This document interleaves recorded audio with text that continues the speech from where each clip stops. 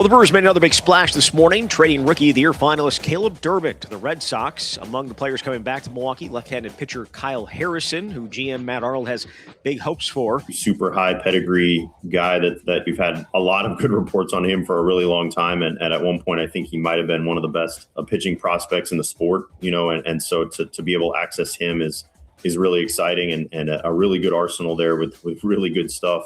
In addition to the 24-year-old Harrison, Milwaukee also got back pitcher Shane Drohan and infielder David Hamilton. Meanwhile, Crew also sent infielders Andrew Monasterio and Anthony Stiegler to Boston. Milwaukee's pitchers and catchers can report for spring training later this week. Meanwhile, the Bucks are in Orlando. It's where they're taking on the Magic tonight, looking for a fourth straight win. Milwaukee added to its roster yesterday with the signing of guard Cam Thomas.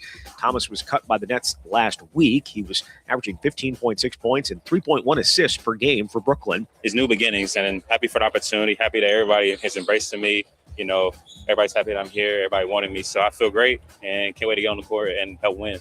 Again, the Bucks and Magic are facing off tonight. Badgers, meanwhile, headed to Champaign, get a face-off against the Illini tomorrow night. At a time when children are in crisis, the Kids Mental Health Foundation envisions a future where mental health is a vital part of growing up, and support starts with all of us. At home, at school, at practice, everywhere kids are. The Kids Mental Health Foundation is the leading organization promoting mental health for children in the U.S. and has free tools and information developed by experts. Having those resources is the same as the CPR class to me. We're trying to save a life here. Check out kidsmentalhealthfoundation.org to get started. The NFL season in the books. Odds now out for Super Bowl 61. Packers listed at 14-1, tied for the seventh best odds. Seattle and the Rams listed as co-favorites. With this Wisconsin Sports Zone Network update, I'm Zach Heil. One of the reasons that Drake May has had so much trouble finding somebody open down the field is they can't block the guys in a four-man rush. And if you can't do that, you have almost no chance to win a game. I know people are going to say not enough offense, all that kind of stuff. This has been one of the most brilliant performances I have ever seen in the National Football League. Sam Darnold, he's a beast. He's everything that you want in a quarterback and a leader. He led his troops today like he's been doing all season. He doesn't let the noise get to him. He's a baller, man. This is where Wisconsin gathers to talk sports. Packers, Brewers, Badgers, Bucks. The Wisco Sports Show is on the air. Now, here's your host, Grant Bills. That's Jackson Smith and Jigba talking about his quarterback, Sam Darnold, after the Seahawks won the Super Bowl last night. I also threw a cut of Chris Collinsworth in the intro because I think it's a good perspective for everyone who think, that Super Bowl sucked. That Super Bowl sucked. Look, it wasn't the best Super Bowl of all time. Wasn't glamorous, wasn't full of scoring, didn't come down to the wire. But I don't think it was completely and totally devoid of anything interesting. Watching those two defenses, I think lost in it all is New England's defense played really, really well. It's not like Sam Darnold and that Seahawks offense had a banger day either. I'm not telling you that I'm a better, more cultured football fan because I can enjoy defense and no one else can. I would have liked some more scoring. I would have liked a little bit more entertaining game. But I think there were some compelling things and entertaining parts to that game. And I certainly think it beat the hell out of last year. Last year was way where I was ready for bed at halftime last year. Yesterday, I was in the third quarter. It was 12-0. I'm like, hey, if the Patriots score a touchdown, it's 12-7. And it feels like the Patriots have some juice and some momentum. And oh my gosh, the Seahawks, they left this game in play because all they did was settle for field goals. And like that game was, even though it didn't necessarily feel like it, that game was in question in the third quarter and maybe a little bit at the beginning of the fourth quarter. I can't remember the exact timing in the sequencing of when the scores and the turnovers all happened. Not the world's best Super Bowl, but that's not like it totally and completely sucked. I certainly liked it more than last year, mostly because it wasn't the Eagles and the Chiefs again. It wasn't Mahomes again. It wasn't the Niners again. I know we had Seahawks, Patriots 10 or 12 years ago, but I enjoyed yesterday's Super Bowl more than I enjoyed at least last year. So that's my frame of reference. Between the last two Super Bowls, I like this one. I like this one more than the other one. This is the Wisco Sports Show. It's presented tonight by Road America. My name is Grant Bills. Thank you for being here. Thank you for tolerating Radio Row last week. As a Sports Talk Radio listener, Radio Row isn't always my favorite week. There's some really, really good stuff, And then there's some segments where it's like, man, I wish we could take calls. I wish we had a little bit more of a traditional show for this topic or this segment. So it's some really good, some not so good, some segments that are in the middle. If Radio Row and the interviews aren't your thing, I'm happy for you this week because we'll be back in studio taking your calls. And I want to take lots of calls tonight because not only do we get to react to the Brewer game, but the Brewers made a trade. Caleb Durbin has been sent to the Red Sox in a trade that I didn't see coming. We saw Freddie Peralta coming. It wasn't a lock that he was going to get traded like Burns and Williams, and we've discussed that.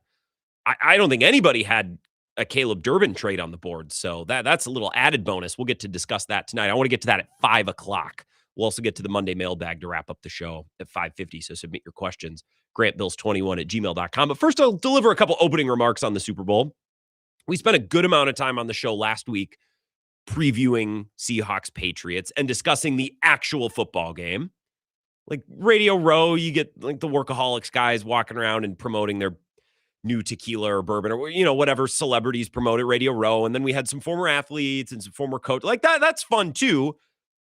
But mixed in Monday through Friday of last week out in San Francisco, we talked about the Super Bowl and we talked about the game and the two teams and all the storylines and little details. And I've found being at Radio Row very additive for my Super Bowl watching experience, because when that game starts on Sunday, I feel like I'm ready for every little angle because we've talked about every little angle and we've previewed every little angle. Like, we're ready to watch this thing. And for the second straight year, I feel like we used our time on Radio Row pretty effectively. Our conversations with our guests and just some of the takes were just we were discussing without any guests. I feel like we had a pretty good read on this game. I thought we had a pretty good feel for how this was going to go. The Seahawks were favored, and that was everybody's take. Well, I think the Seahawks are better, but, maybe Sam Darnold turns into a putt, right? Like, we heard the same takes all week.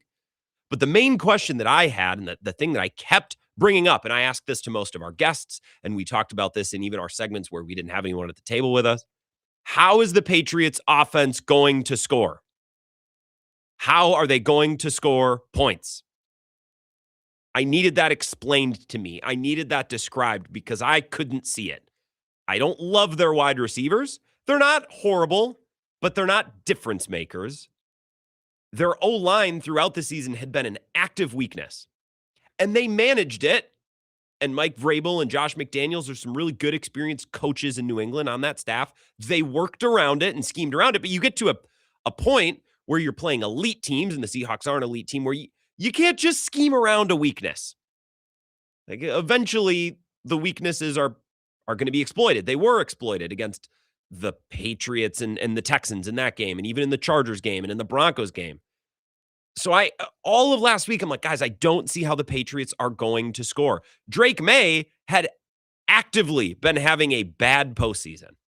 He'd been having a bad postseason. Not so-so, not ho-hum, not average. He had been legitimately bad in the wild card game against the Chargers, the divisional round game against the Texans, and the AFC Championship game in Denver. However, they were still able to win that game because Jared Stidham gave him a turnover, and neither team could do much of anything. And then the weather kind of just froze that game, literally and analogously, or whatever word. It froze the conditions. It got cold, but also it just kind of froze the score. No one could do anything. So Drake May, while he had been playing bad, they had been winning, and they advanced to the Super Bowl. And I said on Friday, my opening take on Friday's show, our last day out in San Francisco, was that everyone was so worried that Sam Darnold might have a bad game. What if Sam Darnold has a bad game? What if Sam Darnold plays bad? Guys, folks, Drake May had been having bad games. He had been playing bad. So everyone was worried about what might Sam Darnold do? What could Sam Darnold do? And everyone kind of just forgot what Drake May had been doing all along for the better part of a month now. Drake May had been, throughout this postseason, what people had been fearing Sam Darnold could be. Like, do you know the Family Guy reference about, like, there could be anything in this box, even a boat. Like, I'll trade you this boat for the mystery box. There could be anything in the box, even a boat. Like, the reverse analogy there is, man, Sam Darnold could be anything. He could even be Drake May, who had been bad, again, for about a month and in every postseason game that they played, even though they had been winning. And I pointed out on Friday's show, Josh Allen had a bad playoff game. He had 4 turnovers. Trevor Lawrence had a bad playoff game. Brock Purdy had a bad playoff game. Caleb Williams, I would argue, had 2 bad playoff games. He just made a special play here and there to keep those games close or, to complete the comeback and actually beat the Packers. But last week, what I didn't get and what I heard on radio all week long, it was discussed like Sam Darnold is the only quarterback in the world or in the postseason capable of having a bad game. That's how Sam Darnold was discussed. He was discussed as if, well, Josh Allen, we know what we're getting there, and Brock Purdy and Jalen Hurts and Trevor Lawrence and all of the quarterbacks previously eliminated so far. We all trusted them. We all knew that they were going to play well. We all believed that they were going to be just fine. Sam Darnold's the only one. Sam Darnold's the only one who could have a bad game. When again, Drake May had been actively giving you bad games for the last month. So the Patriots were, last night, the same team that they had been. And the Seahawks, by and large, have been the same team that they had been as well. I think the underrated and the undercovered or maybe the underdiscussed part of this game, and such is life when a team loses, is, you focus more on the winning team. The Patriots defense played outstanding. That game was very winnable in the third quarter. And the Patriots had like 50-some yards and like 2 first downs. They had done nothing against a juggernaut opponent. And the Patriots defense, especially that defensive line, kept the Seahawks in check to the point where it was 12-0.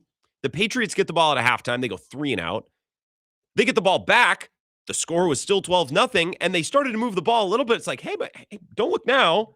I know everyone's already kind of counted this game out because it had been so slow and the Patriots had been so inept, but don't look now. If the Patriots drive down and score a touchdown, it's 12-7, and it kind of feels like all the momentum is with New England. And you start to think about, well, New England's come back in Super Bowls before, and 12-0 is that's nothing. That's not by today's NFL standards, that's a nothing deficit. We see teams overcome that all the time. So I think lost in it all yesterday was how good New England's defense played. They did their part. Christian Gonzalez was awesome and saved a couple of touchdowns or took some points off the board just by batting a couple of passes away. Milton Williams and that New England defensive line, Christian Ellis, he jumps off the screen when I've watched the Patriots. They did their job. And then Drake May started to actually turn the ball over. He went from being actively bad to imploding, fumbling, which he had been doing, by the way, in the postseason. He had fumbled a ton against the Chargers and the Texans, throwing picks, being off target, which he had done throughout the postseason against the Chargers and the Texans and the Broncos. They had advanced mostly because they were the 2 seed and were playing at home and were facing quarterbacks that played even worse than Drake May. Herbert was terrible, even though no one really, I think now the criticism might come home to roost with Justin Herbert, but up until this year, it hadn't really. CJ Stroud played one of the worst playoff games I've ever seen. And Bo Nix does just enough to beat Josh Allen before he breaks his ankle. So that's how the Patriots ended up in the Super Bowl. They were the same team they had been throughout the entire postseason. And I don't know why everyone focused so much last week on Sam Darnold. What if he plays bad? Well, the other guy's already playing bad. And I don't know that was discussed and talked about. I've also seen a lot of people, Bill brought this up earlier today. I saw Steve Zabin tweet about this last night. He was on Bill's show a couple weeks ago, Wisconsin radio guy. I've seen a couple of comments in live stream already. Well, Drake May's shoulder was hurt. Nobody talked about that. I think a lot of Boston media people were covering that out there. The Patriots beat contingent. That was covered. That was reported. That was talked about. It was mentioned in pressers. That was covered. It was not presented by the Patriots as a big deal. It was wear and tear that he banged it up. He got a shot for the pain. It wasn't presented as anything that could limit him. And to be honest, Drake May had opportunities to play better than he did yesterday. I think a lot of folks are going to look at that game and say, well, the Patriots never had a chance. They clearly weren't as good. What did you want Drake May to do? Well, they clearly weren't as good. And Drake May was in a really tough spot. But to say that he had no chance, he had lots of throws that he left out there on the field. Now, maybe they end up, losing anyways. Maybe they lose 24 to 14 instead of whatever the final was. What was it? 29-10 or something like that. The margin was much greater. Maybe it was going to be impossible for the Patriots to win, but Drake May could have played better. I heard that Super Bowl compared to Elway and the Broncos when he got, lit up in a Super Bowl and he was bad and the team wasn't as good, but Elway came out after the fact and said, yeah, we were bad, but I didn't help, right? Like Drake May didn't make matters any better and he had opportunities to, but those are my thoughts on the Super Bowl. I just think both teams were the same team that we had seen and don't underappreciate the job the Patriots defense did. That was really impressive. So 2 really good defenses. I think two really good coaching staffs. It's just that the healthy Broncos or the Bills, probably a better opponent, but that's not how the postseason shook out because Josh Allen couldn't keep his pants pulled up and he had to turn the ball over a bunch in Denver. And then the Broncos obviously lose Bo Nix. So that's not really their fault. They had to play Jared Stidham in a conference championship game. So you get the Patriots in the Super Bowl instead of maybe a team from the AFC that was a little bit better. The Patriots had opportunities to play better, especially Drake May, than they did. It's not like they were drawing dead in that game. I think to frame it that way, let's Drake May and maybe Josh McDaniels off the hook a little bit. But again, when you can't protect, there's not a whole lot you can do. And I think we saw that in last year's Super Bowl with the Chiefs. It's like, okay, so Patrick Mahomes could have played a little bit better and maybe Andy Reid could have schemed some stuff up. But when you can't pass block, you kind of don't get to play football. That's just kind of the way the game goes. And Drake May had some opportunities last night. I don't think that game was winnable for him based on the way his O-line played. Again, I don't think his wide receivers are anything special either. He could have made some more throws, could have played better. Maybe that only would have been reflected in the margin of defeat. I don't know that game was winnable. The Seahawks were just a wagon of a team, and I find them to be an interesting story, as I talked about last week. I think John Schneider and the way that he builds that thing, I think that's an interesting story. Now winning a second Super Bowl with a different quarterback, different coach, I think that's an interesting story. Bringing in Sam Darnold when the Vikings said no thanks and winning a Super Bowl with him, that's an interesting story. How the Vikings and their fans are feeling today, that's an interesting story to me. This game has lots of interesting stories. There'll be plenty of things for us to pick at on the show tonight and discuss on talk shows throughout the week. The game didn't come down to the wire. I think it's a little strong to say the game wasn't interesting. I think it was interesting. It just wasn't sexy. And maybe you're just not a real football fan if you can see. I hate those people, man. I hate when there's a game that finishes like 12-7 and it's ugly and then, certain members of football Twitter got to chime in and say, "What? I don't know about you. I thought it was great. I like a defensive game." It's like, okay, all right, we get it. You love football. I'm not going to sit here and tell you that it was the sexiest football game, but I think there's plenty of things to pick at and discuss tonight, which, unless the Packers are involved, for me, that's my priority. Will we have things to discuss on the talk show? I think we have plenty. And when we come back, I want to take your calls and I want to get to the Packers connections because it's obviously the thing that we do when we're watching a Super Bowl or a playoff game. We sit there and say, well, what does this tell us about my team? Or how does this make me feel about my team? I'll give you my Packers thoughts, the things that the conclusions that I drew about our team watching last night's game. And I'll take your phone calls on the other side, 608-321-1670. This is the Wisco Sports Show with Grant Bills on the Wisconsin Sports Zone Radio Network. There's never been a better time to experience Pella in person and get all your questions answered. Join us at the Neary Spring Home Improvement Show, February 13th through the 15th at Wisconsin State Fair Park. Book your in-home consultation at the show and receive a free DesignWorks rendering. Rest easy with Pella's 10-year limited warranty and get 0% interest for up to 48 months. Set your free in-home consultation at PellaWI.com.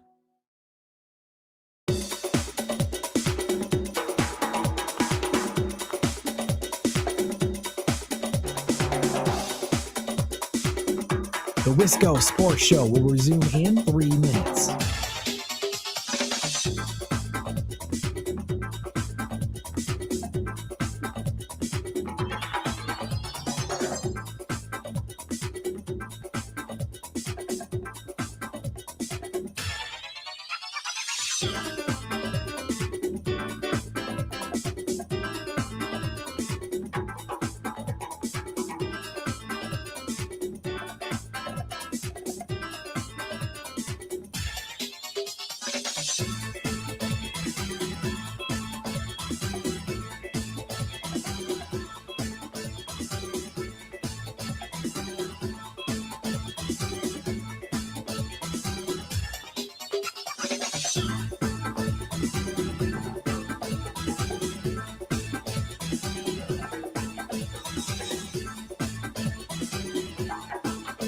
The Wisco Sports Show will resume in 2 minutes.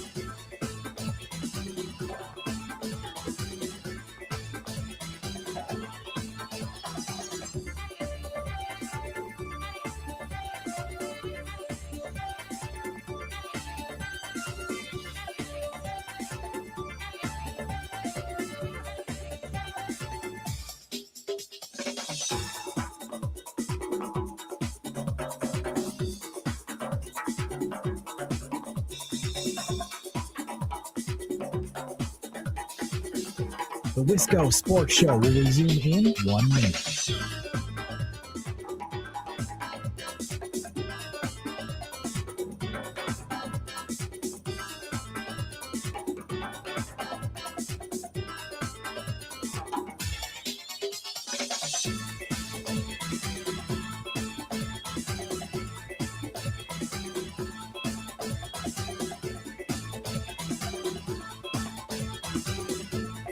The Wisco Sports Show will resume in 30 seconds.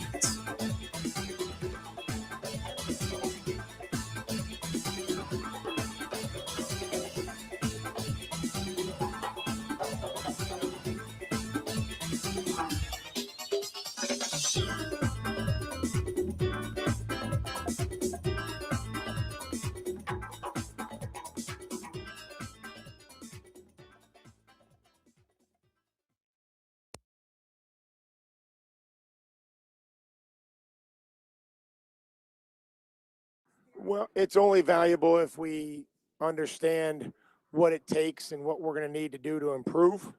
And if we don't do that, then it won't have been very valuable. We had a really, really good year and one that I'm proud of. But in this game, I don't think is a reflection of our year. We lost and we were beat. We were beat, out-coached and outplayed, and give them credit.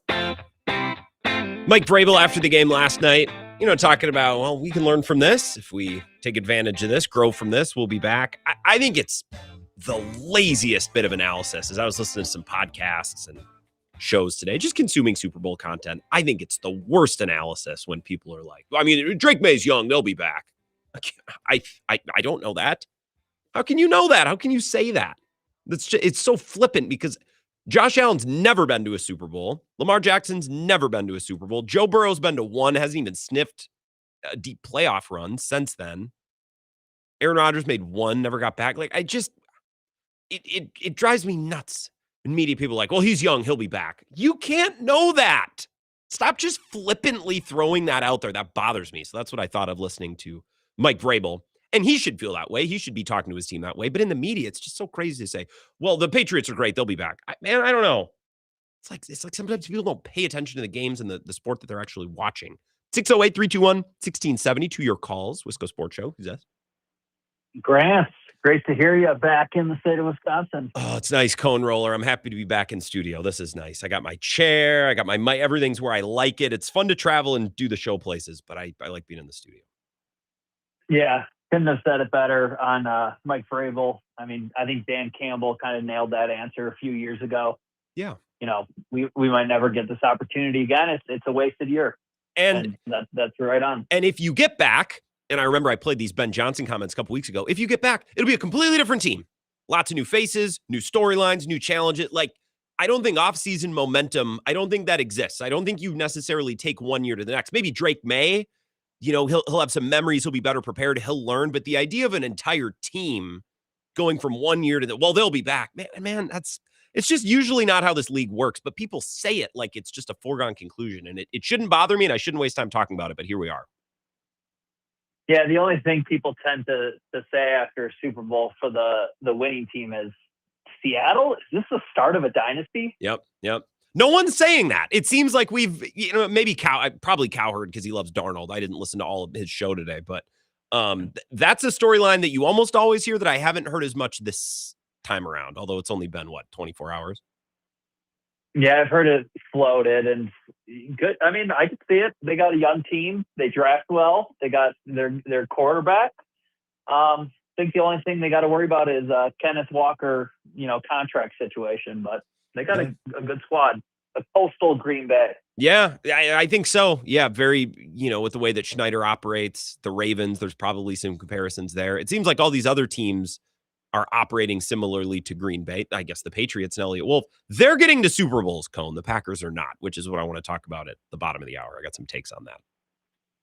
Yeah, and all this showed me was there's no reason the Packers couldn't be playing in this game. They had the talent to compete with both teams, and clearly I think they're better than the Patriots. Seattle, maybe Seattle would have won, but Packers are right up there, Just got to put it all together. Got to start winning games. I'm glad that you said when that. It counts. Yes, when it counts. I'm going to let you go, Cone. I think that's a great final point. I want to circle back to that at 4:30. Well, we're going to circle back to that. But I am much closer to Cone and saying the Packers have all the talent and the ability to be in these games. Like, that is my stance as well. We'll get to that bottom of the hour. So put a pin in that. I want to take more of your calls. Wisco Sports Show. Who's this? Oh, you got a tone roller. Tony in Texas. Grant. Yeah, Tony in Texas. In the Steel City, by the way. Really? I was in Dallas, Fort Worth, in the airport at least. I was in your neck of the woods this weekend. It wouldn't matter. I don't think you'd hit me up anyway. But well, I was in the airport, so there's that. Okay. Hey, we could have crossed paths, actually.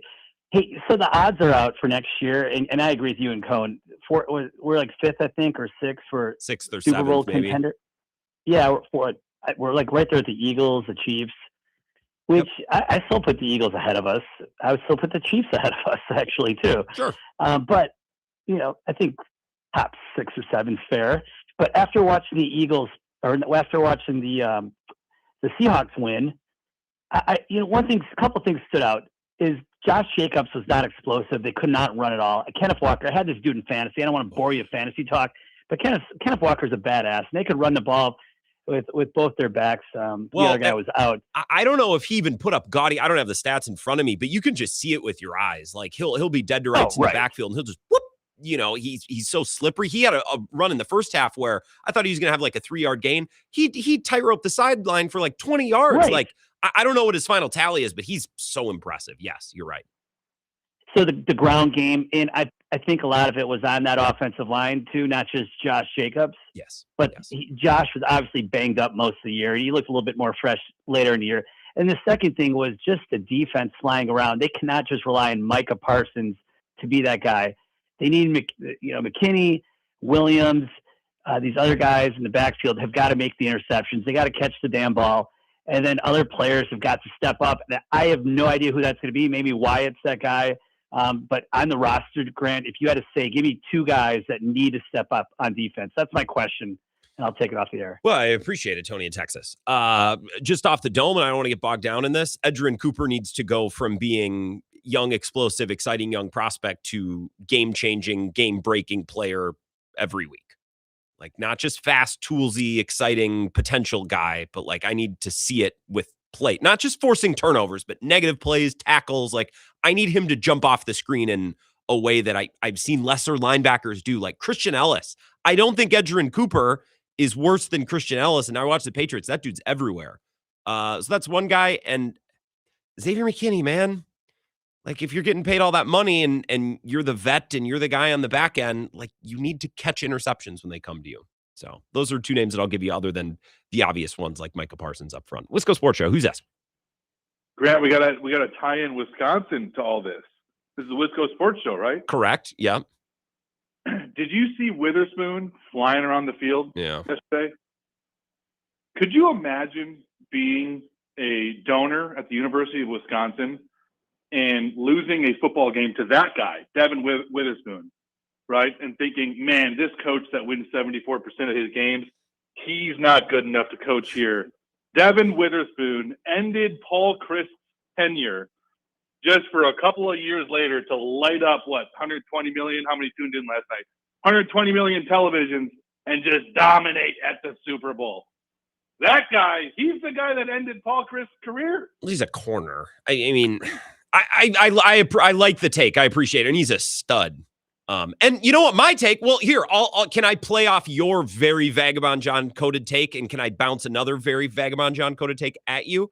I was blown away at the way Mike McDonald moved Witherspoon around. They didn't blitz often, but when they did, it was perfect. And they got home. It was creative. Early in the first half, Collinsworth was highlighting how the Patriots brought a double linebacker blitz and like this X pattern right up the middle. Like, they were dialing it up, man. And all I could think watching was, I don't remember Jeff Hafley really dialing it up like this. Not just blitzing, but different looks, moving guys around. Like, again, the extent of Jeff Hafley scheming it up was moving Micah Parsons from the left side to the right or from the edge to the interior. Like, I was just really impressed by the defensive play calling last night. And I didn't feel a lot of Jeff Hafley in that game. Well, and not only that, but the coaches in this game were just phenomenal, right? You had Mike Vrabel finally and his offensive staff breaking through in the second half, starting to get the ball moving. And then you realize it was all a trap. Mike McDonald totally changes the scheme on a couple of those late fourth quarter drives. And all of a sudden, boom, Drake May's throwing it directly to the defense. Guess what, folks, right? That's not by accident. Yeah. That's coaches, that scheme, that's a chess player setting a trap. And Grant, I'll leave you with this. A lot of talk last week through the Super Bowl week, a lot of Brian Gutekunst, roster construction, a lot of conversation. Guys, players are coached to the Hall of Fame just as much as they are drafted to the Hall of Fame. I like that. And last night we watched a recurring Grant Bills bit, right, asking how many coaches would you really take in the NFL over Matt LaFleur? And I think you can solidly add 2 names last night to that list for making it to the Super Bowl. And then obviously Mike McDonald, who I can't get out of my head that Mike McDaniel and his name is just too similar. But those 2 guys solidly ahead of Matt LaFleur. I think the count is up to like maybe 6 or 7 coaches that you'd put ahead of LaFleur, but I'm curious how that conversation evolves over time. So Vrabel, I was blown away by Vrabel. I think there are extenuating circumstances with both of these coaches. So give me 60 seconds on this, and then I'm going to take one last call before we go to break. And then I do want to discuss the Packers angle of all of this. So I was floored by Vrabel this year, finding little edges and advantages. We talked about this with Felger on Friday, thinking the game, managing the clock, getting in and out of halftime, right? Just so good at stuff that the Packers just kind of let fall by the wayside. Really impressive. I think Vrabel has the advantage or has the benefit that Josh McDaniels is there. And that was a Kraft thing. The Krafts, when they hired him, and this has been reported, like that was a Robert, you're going to be our head coach, but you're going to take Josh McDaniels. He's probably not going to go anywhere, which is a big boon for Mike Vrabel because that's a seasoned play caller who's coached a ton of big-time games and a ton of Super Bowls. So he has that advantage. And I'm not telling you that Mike Vrabel would have had a bad year without Josh McDaniels. I'm just saying that you got to point that part out. In Seattle, Mike McDonald, brilliant defensive mind, brilliant schemer. His teams play hard. I can't nitpick him. Let's see now what he looks like without Clint Kubiak, who confirmed with Stacey Dales after the game last night, he's going to go coach the Raiders, right? So again, it's easy to say now, I'd take that coach. Give it a year or two, and things can change. I'm not stumping. I'm not defending Matt LaFleur. I think the Packers massively underachieved this year, and he's at the heart of it all. But I'm trying to point out some context because we're talking about the 2 coaches from last night. I also think this is true of quarterbacks. 2 years ago, or one off season ago, we thought Jaden Daniels will be the star of what quarterback draft would that be? The 2024 draft or whatever draft that was. Jaden Daniels, not Caleb Williams, who went 1, not Drake May, not Michael Penix, not Bo Nix. It's going to be Jaden Daniels. And then he gets hurt. We kind of fall out of favor with him. And this year it's Drake May. He almost wins the MVP. If Sam Monson doesn't vote for Justin Herbert for some unknown reason, maybe he would have, right? It was very close with Matthew Stafford, one of the closest in recent memory. Drake May. And you know what I saw a lot of tweeting last night is, oh, well, Caleb Williams is better than this guy. So we've gone from Jaden Daniels, QB1 in the draft, to Drake May, to Caleb Williams. Now watch next year, Michael Penix is going to come out and set the world on fire. Like it's really, really hard to draw fast and firm conclusions on a year or two. I'm not telling you Matt LaFleur's awesome. Give it 5 years and I'll prove it to you. Because no, that's not how the NFL works. I just think there's a little bit more context with some of these coaches. And again, I think the Packers massively underperformed. Matt LaFleur was at the heart of it all. I got to add a little context when we start to get into coach comparison conversations. Let's talk about the Packers of it all. What I thought about our Packers watching last night's game. We'll do that next. This is the Wisco Sports Show with Grant Bills on the Wisconsin Sports Zone Radio Network.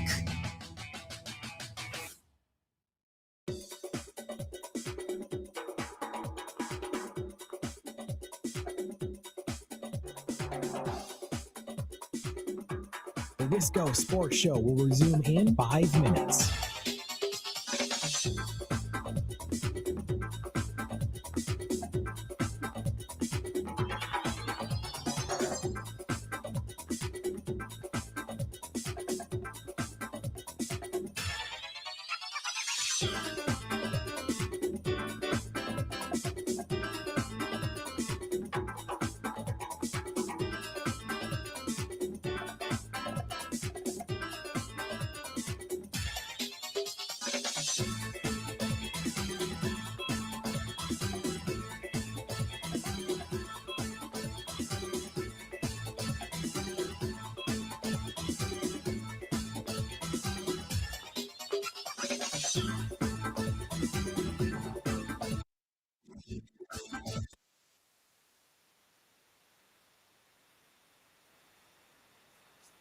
Resume in 4 minutes.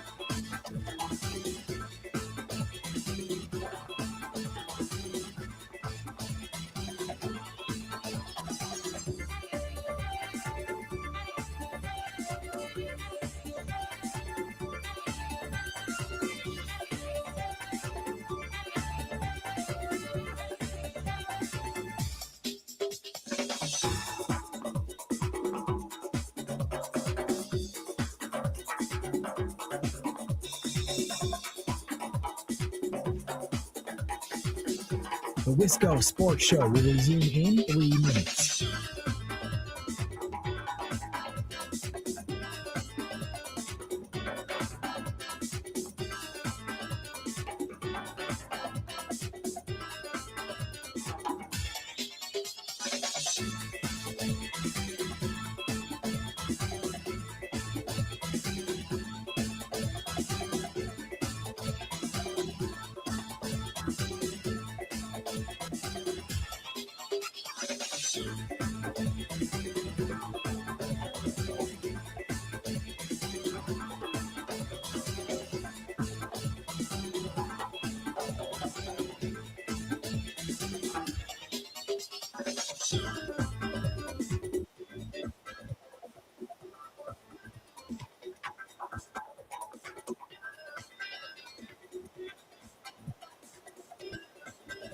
The Wisco Sports Show will resume in 2 minutes.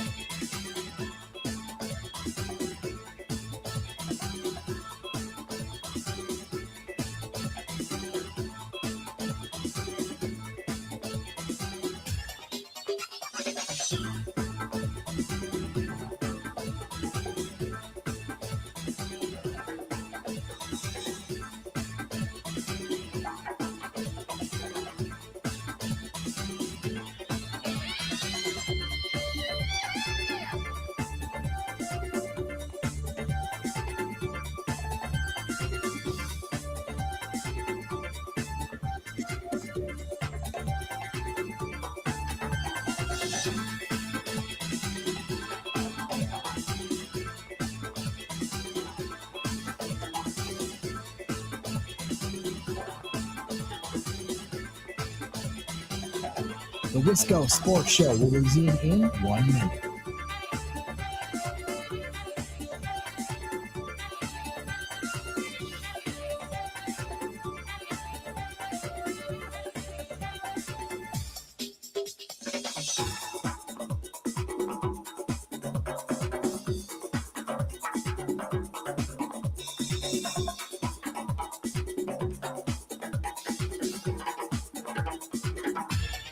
The Wisco Sports Show will resume in 30 seconds.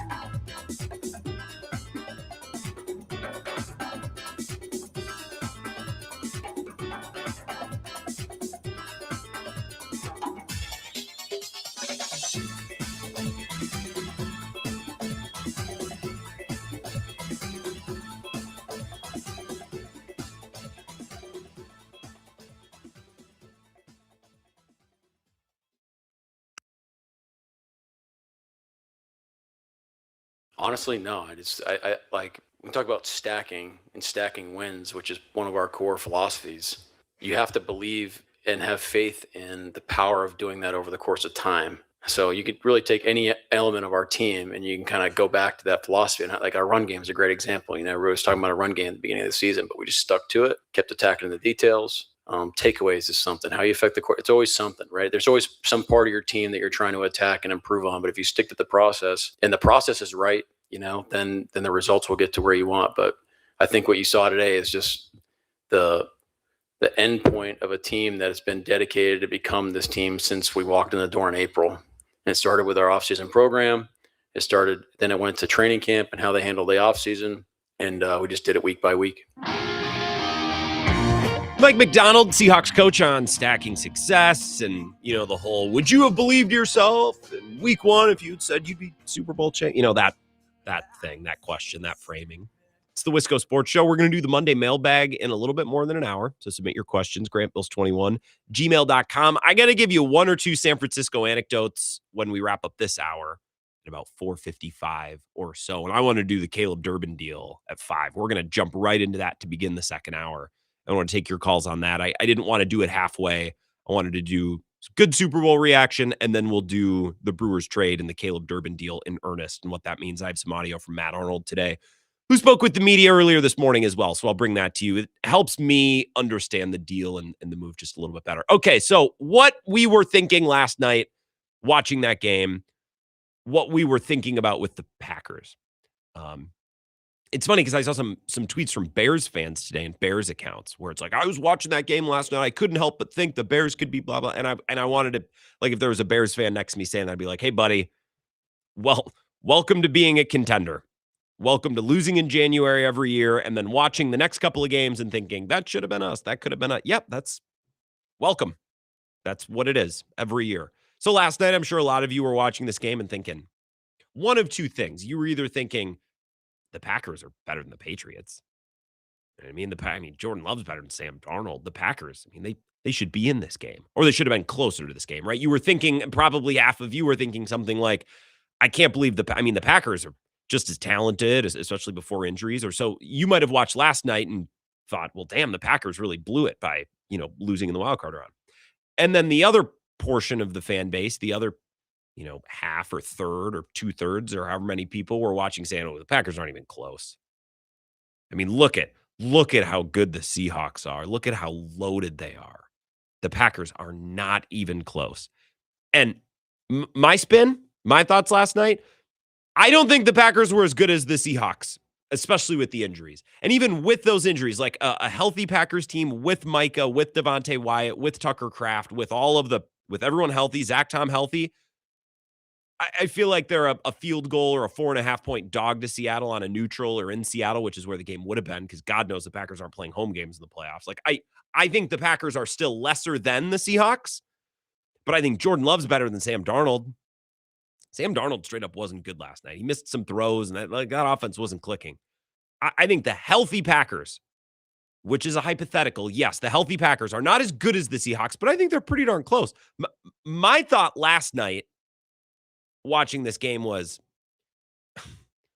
the Packers are not that far away from being as talented as these two teams. Their quarterback, I think, is better than both of those guys. I know Drake May had a great season. Let's see now that he's on a contending team and we're all watching for him and he's had his first big year. Let's see how he continues. I think Jordan Love's better than Sam Darnold. I think he's better than I would take him in a playoff game over Drake May based on what we just watched, which was Drake May playing 4 horrendous playoff games. Like, I think the Packers are very close in talent to the Seahawks and to the Rams. I think their quarterback is very close, if not better, in talent than just about every quarterback in football. It's this team's inability to win games that they're supposed to win. That's why they're out in the first weekend. Not because they're not as good as the Bears, or not because they're not as good as the Seahawks, although I think they're lesser than, but it's closer than most Packers fans would want to admit. It's not that they don't have the talent. It's not that they don't have the depth. Not all of these teams are perfectly deep, and not all of these teams are perfectly talented at every position. The reason that we're watching other teams in the divisional round and the NFC Championship game and in the Super Bowl every year is because the Packers can't handle their stuff in October and November, and the last 2 years, December. They shouldn't lose to the Browns. They shouldn't lose to the Panthers. They shouldn't lose to the Cowboys. Like, should I keep going? They should not be losing these games. It'd be very easy as a Packers fan for me to look at the season that the Patriots just had and say, well, you give the Packers that schedule, then they win 14 games and they get a first-round bye. Yeah, but they wouldn't. They'd win 10. And they'd be playing at home opening weekend or playing on the road opening weekend, and they'd be struggling to close out the Bears because they're traveling and they're on the road and they can't execute. It's the little things. It's the details. I want to play you this cut from last Friday's show if you missed it. This is Mike Felger to Sports Radio in Boston, but he's a Wisconsin guy, Wisconsin sports guy. He's from Milwaukee originally. And I think this is just a perfect summary of the issue with the Packers. The issue with the Packers this year was they got hurt and they suck at the details. They suck at executing in the biggest moments. The Patriots didn't suck at that stuff. The Seahawks didn't suck at that stuff. I'd argue the Bears didn't even suck at that stuff. This is from Friday's show. There is an attention to detail that is lacking with the Packers, and it has, I mean, I want to say even into the end of the Holmgren years, where there's just, I think I want to blame Aaron Rodgers. I want to blame Brett Favre. I want to blame Mike McCarthy. I want to blame Matt LaFleur. The reason the Patriots, well, I mean, one of the reasons they went to so many Super Bowls is because they had so many damn home games in the playoffs. So many buys. They'd get a first-round bye. They'd play some bum team in the divisional round. And the next thing you know, it's like before you even know what happened, they're in the AFC Championship game playing one playoff game against a horrible team at home. Yep. It happened year after year after year. And you know why it happened year after year after year? Because they won all those regular season games they were supposed to win. Because they had a good attention to detail and were buttoned down organization. And I think this Patriots team had the same thing. They had an easy-ass schedule, but they took care of business. Well, the Packers, when they get those easy schedules, I think there's always 2 or 3 games where you know business losing that game, but they just can't keep it together. I think something with coach quarterback. As brilliant as Favre and Rodgers were, I think there was something lacking there in terms of their makeup. I think the coaches are the same way. McCarthy and LaFleur, all they're doing is thinking about the drive starter on the next drive or their next third down play. All these other loose ends just get left by the wayside. Yeah. And it's a frustrating thing to see with the Packers because I think a lot of years they've just been more talented than they've shown. Absolutely, that last part. How many years have you watched the Packers and thought they should have won more games? They should have made it farther. They were more talented than that. They wasted that team. They wasted that opportunity. And it's not, folks, I'm not telling you that the Packers should have been in the Super Bowl instead of the Seahawks because I can make a concession and understand and realize that without Parsons, without Wyatt, without Tom, without Kraft, they weren't that level of team. But they weren't a 9-win team, you guys. You can't look me in the eye and say they performed as well as you could have expected given their injuries. They weren't hurt against the Browns. They weren't hurt against the Panthers. They weren't hurt against the Cowboys. And guess what? They were hurt against the Ravens at home. They quit. They didn't want to play. They weren't hurt, or they were hurt, against the Bears twice, but they had a lead in the fourth quarter in both of those games. If you're good enough to get a lead, you're good enough to win. So my Packers thoughts watching last night is, yeah, the reason the Packers aren't here is not because they don't have the talent. It's not because their quarterback isn't any good. It's not because their offense or their play caller isn't any good. They piss away games every year because they can't handle the details. And these other teams can. And whether you agree with Felger or not that it's because their offensive play caller's head is buried in the play sheet, or like we can debate and dispute the reasons behind it. But I think this was true under McCarthy with Rodgers. It's true under LaFleur. And if you go back to the 90s, I think it's probably true with Holmgren too. I wasn't around, but it seems to fit the way their organization is operated and without fail come up short now for a long time. Let's take one call here and then we'll go to break. Wisco Sports Show. Who's this? Brad, it's Corey. How you doing? I'm doing excellent, Corey. It's nice to hear from you. Nice to hear from you too. Welcome back to Wisconsin, to the Thank you. frozen wasteland. So that guy that you had on Friday was Dave Felger. I didn't catch that because I was at the local tap up in Ironwood having a few old fashions, but everything he said was dead on correct. Packers are not an attention detail organization anymore for whatever reason it is. They can win 8-9 games every year because they generally have more talent, as you said. But the details matter as they do in life, as they do at work, as you find out. Details matter. And that gets you the extra 3 or 4 wins that they inevitably piss away every year because they don't pay attention to the details. Mm-hmm. And I think that's actually what's probably the more maddening thing as a Packers fan. And this will be the last time I talk about it because now it's on the baseball season. But Gutekunst kind of alluded to this last week at his Wednesday presser when he said a couple things that caught my ear. If Billy Mikes likes to say, what didn't he say? Well, he said keeping LaFleur around wasn't his call, that was policy's call. kind of like trying to say, like, I support it, but you could kind of tell, like, it's like bringing up something passive aggressively. He doesn't like LaFleur. I'm pretty damn sure about it right now. Maybe not personally, but, like, he wasn't the guy that hired him, and I don't think he really wants him around. And then he also pointed out, he's like, you know, Matt's first few Decembers here when he's talking about finishing games, we were whatever the record was, and now we've only been this and this the last 2 years. We have to figure out the reason why that is, right? Yeah. Well, it's attention to the details. It's like you said a few weeks ago, 80%. It's an 80% team. And that ain't going to get much done in the playoffs because everybody else is an 80% team, at least, that you're playing against. And if you don't have the attention to the details, like you pointed out, you're going to lose those games. Patriots, Tom Brady, and Belichick were probably almost on the spectrum, and I'm not saying that in a bad light. Yeah, they were so dialed in to like what they had to do. And Brady would get when you talk about getting the guy's ass, he would get in the guy's ass like twice over. But he had the, he had the cachet to do that. And I don't think. I mean, I just don't know what to say anymore about this. We've went over this once at a time here with the Packers. There's not much left to say. I'm going to have the arms folded, as you guys would say on Billy Mike's show. I hope it turns out, but, man, I got a bad feeling, Grant. We're going to be sitting here next September, October. Yep. Like, how the hell did they lose such and such game? Yep. Oh, yeah, they effed up another timeout. Yep. Oh, yeah, they effed up a holding call. That's the bad feeling, but I'm going to be positive. Well, and we'd be positive, Corey. I'm going to cut you off. I want to cut her off right there. I'm sorry to run you, but I think that's the perfect way to end it. That's my fear, too, is that next year we're in the exact same spot. That's what I said the day after the weekend they lost to the Bears. That was my take on Monday. I said if they bring Matt LaFleur back, I'll understand it, but they're just tempting the world to put them back in the same spot next year. Here's Brian Gutekunst on getting over the hump. I forgot he spoke last week. I hadn't dug into this yet. Yeah, we're working through that. I think, obviously that's a collaborative, thought and decision, and we're working through all that right now to obviously a lot of coaching changes and things that are happening around here. Before I would get into any of that stuff, I think certainly there's a lot of people that are going to weigh in on that are just getting here and just getting to know our football team and our players.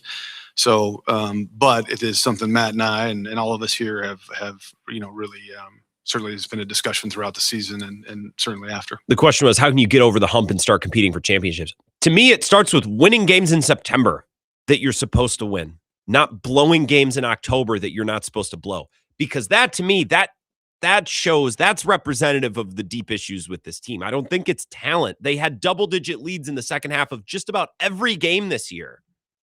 And they're blowing them because of special teams or because you don't run 40 seconds off the clock here when you're supposed to or whatever. It's just always something different. We got time for one more call here. Real quick, Wisco Sports Show. Who's this? Grant, it's Q. Hey, Q, what's up? Got about a minute and a half. I'm just so frustrated because we extended Matt LaFleur, and it feels like it's going to be Groundhog's Day this season. I mean, the only one that can change it is him. And I don't know, unless this new coordinator can get into his office and make him make changes, I don't know what's going to happen. So, but it's nice to hear Packers fans getting a little upset about this because they rip on the Bucs all the time. So you gotta. I don't know. Q, it's a good call, and the fear is that everything is the same next year. That's what's scary. Q, you gotta stop. You gotta stop comparing the way that people react to the three different teams because you're gonna drive yourself nuts. It's like, well, people get mad at the Bucs, but not the Pack. Well, the Bucs blow right now, okay? But they've won a championship more recently. Yeah, I know, but you gotta stop getting bogged down in that. And I think there's plenty of people who are very upset with the Packers. So if you're not hearing that, you're listening to some space that's not this space, which is fine. But trust me, Q, there's plenty of people upset with the Packers. I'll give you a San Francisco observation, and we'll continue this Packers discussion. Hard reset with the Caleb Durbin deal coming at 5. This is the Wisco Sports Show with Grant Bills on the Wisconsin Sports Zone Radio Network.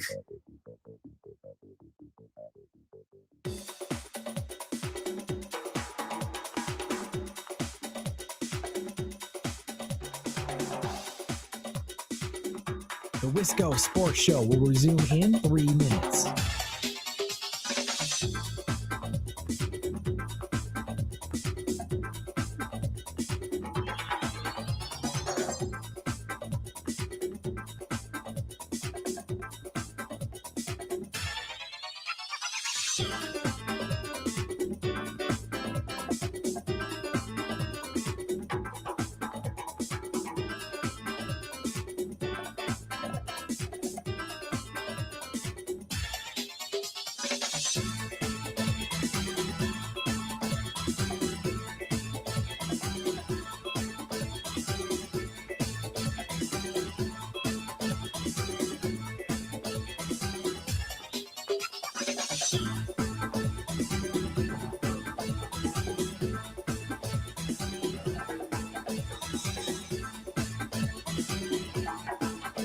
The Wisco Sports Show will resume in 2 minutes.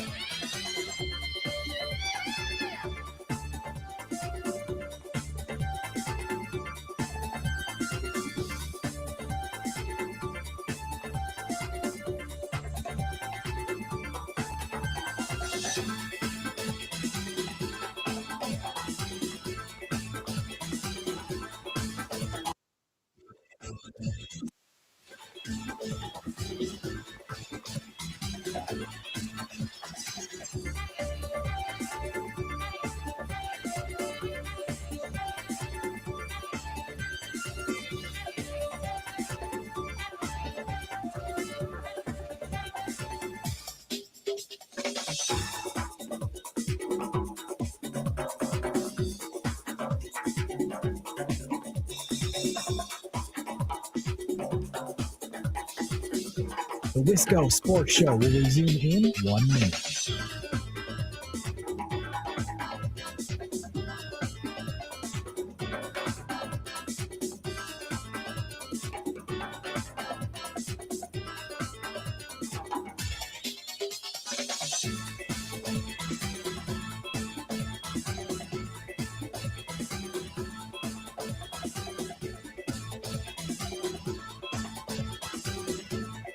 The Wisco Sports Show will resume in 30 seconds.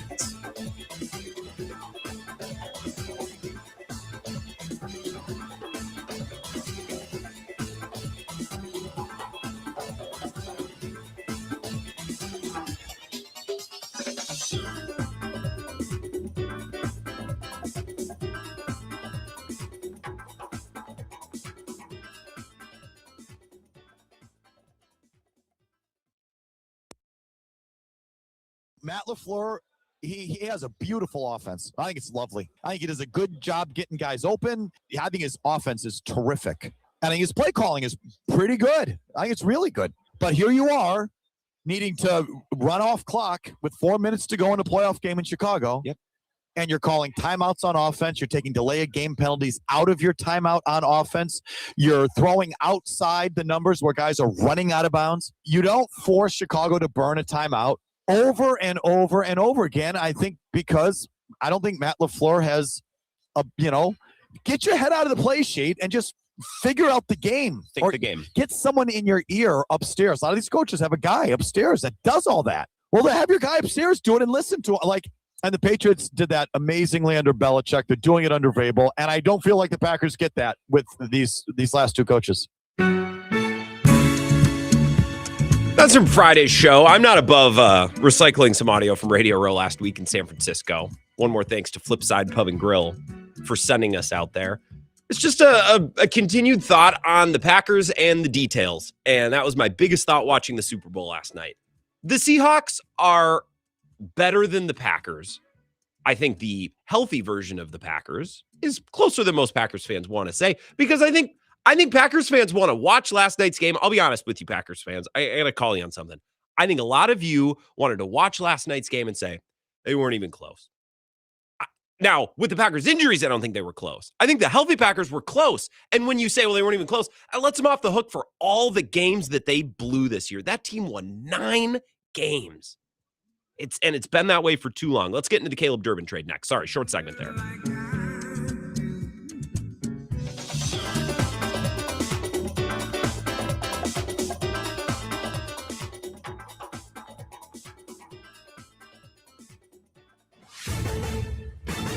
This is a Wisconsin Sports Zone update. Well, Milwaukee continued its roster makeover today with another trade in advance of spring training. Third baseman Caleb Durbin was among 3 players sent to Boston in exchange for left-handed pitchers Kyle Harrison and Shane Drohan, along with infielder David Hamilton. The 24-year-old Harrison was one of the top prospects in the San Francisco Giants organization, making his major league debut in 2023. Over his 3 seasons, including the second half of last year in Boston, after being traded there, Harrison 9-9 with a 4.39 ERA.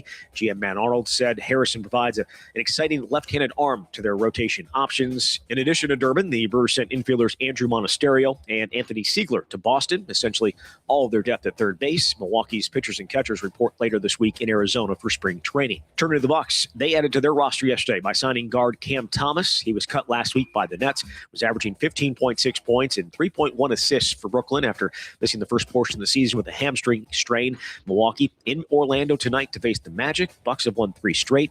Tip is at 6:30. As for the Badgers, they're headed to Champaign today. It's really going to take on number 5 Illinois tomorrow night. Wisconsin looking to bounce back from a loss in overtime to Indiana.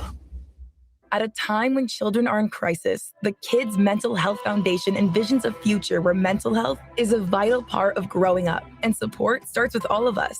At home, at school, at practice, everywhere kids are. The Kids Mental Health Foundation is the leading organization promoting mental health for children in the U.S. and has free tools and information developed by experts. Having those resources is the same as the CPR class to me. We're trying to save a life here. Check out kidsmentalhealthfoundation.org to get started. Well, the Packers among the favorites to win the Super Bowl next year. They are listed at 14-1 to win Super Bowl 61, which is tied for the 7th best odds with Detroit, defending champion Seahawks, and the Rams are listed as co-favorites. With this Wisconsin Sports Zone Network update, I'm Zach Heil. It's an interesting trade for both clubs. I don't know what the Brewers are going to do at third base now. They conceivably could trade for Isaac Paredes. More likely, they patch it together, wait for some of their prospects. Jet Williams is an up-the-middle player, not a third baseman. They could play him at third. They do this all the time. Cooper Pratt, another player in their system, highly regarded, but didn't really hit last year at Double-A.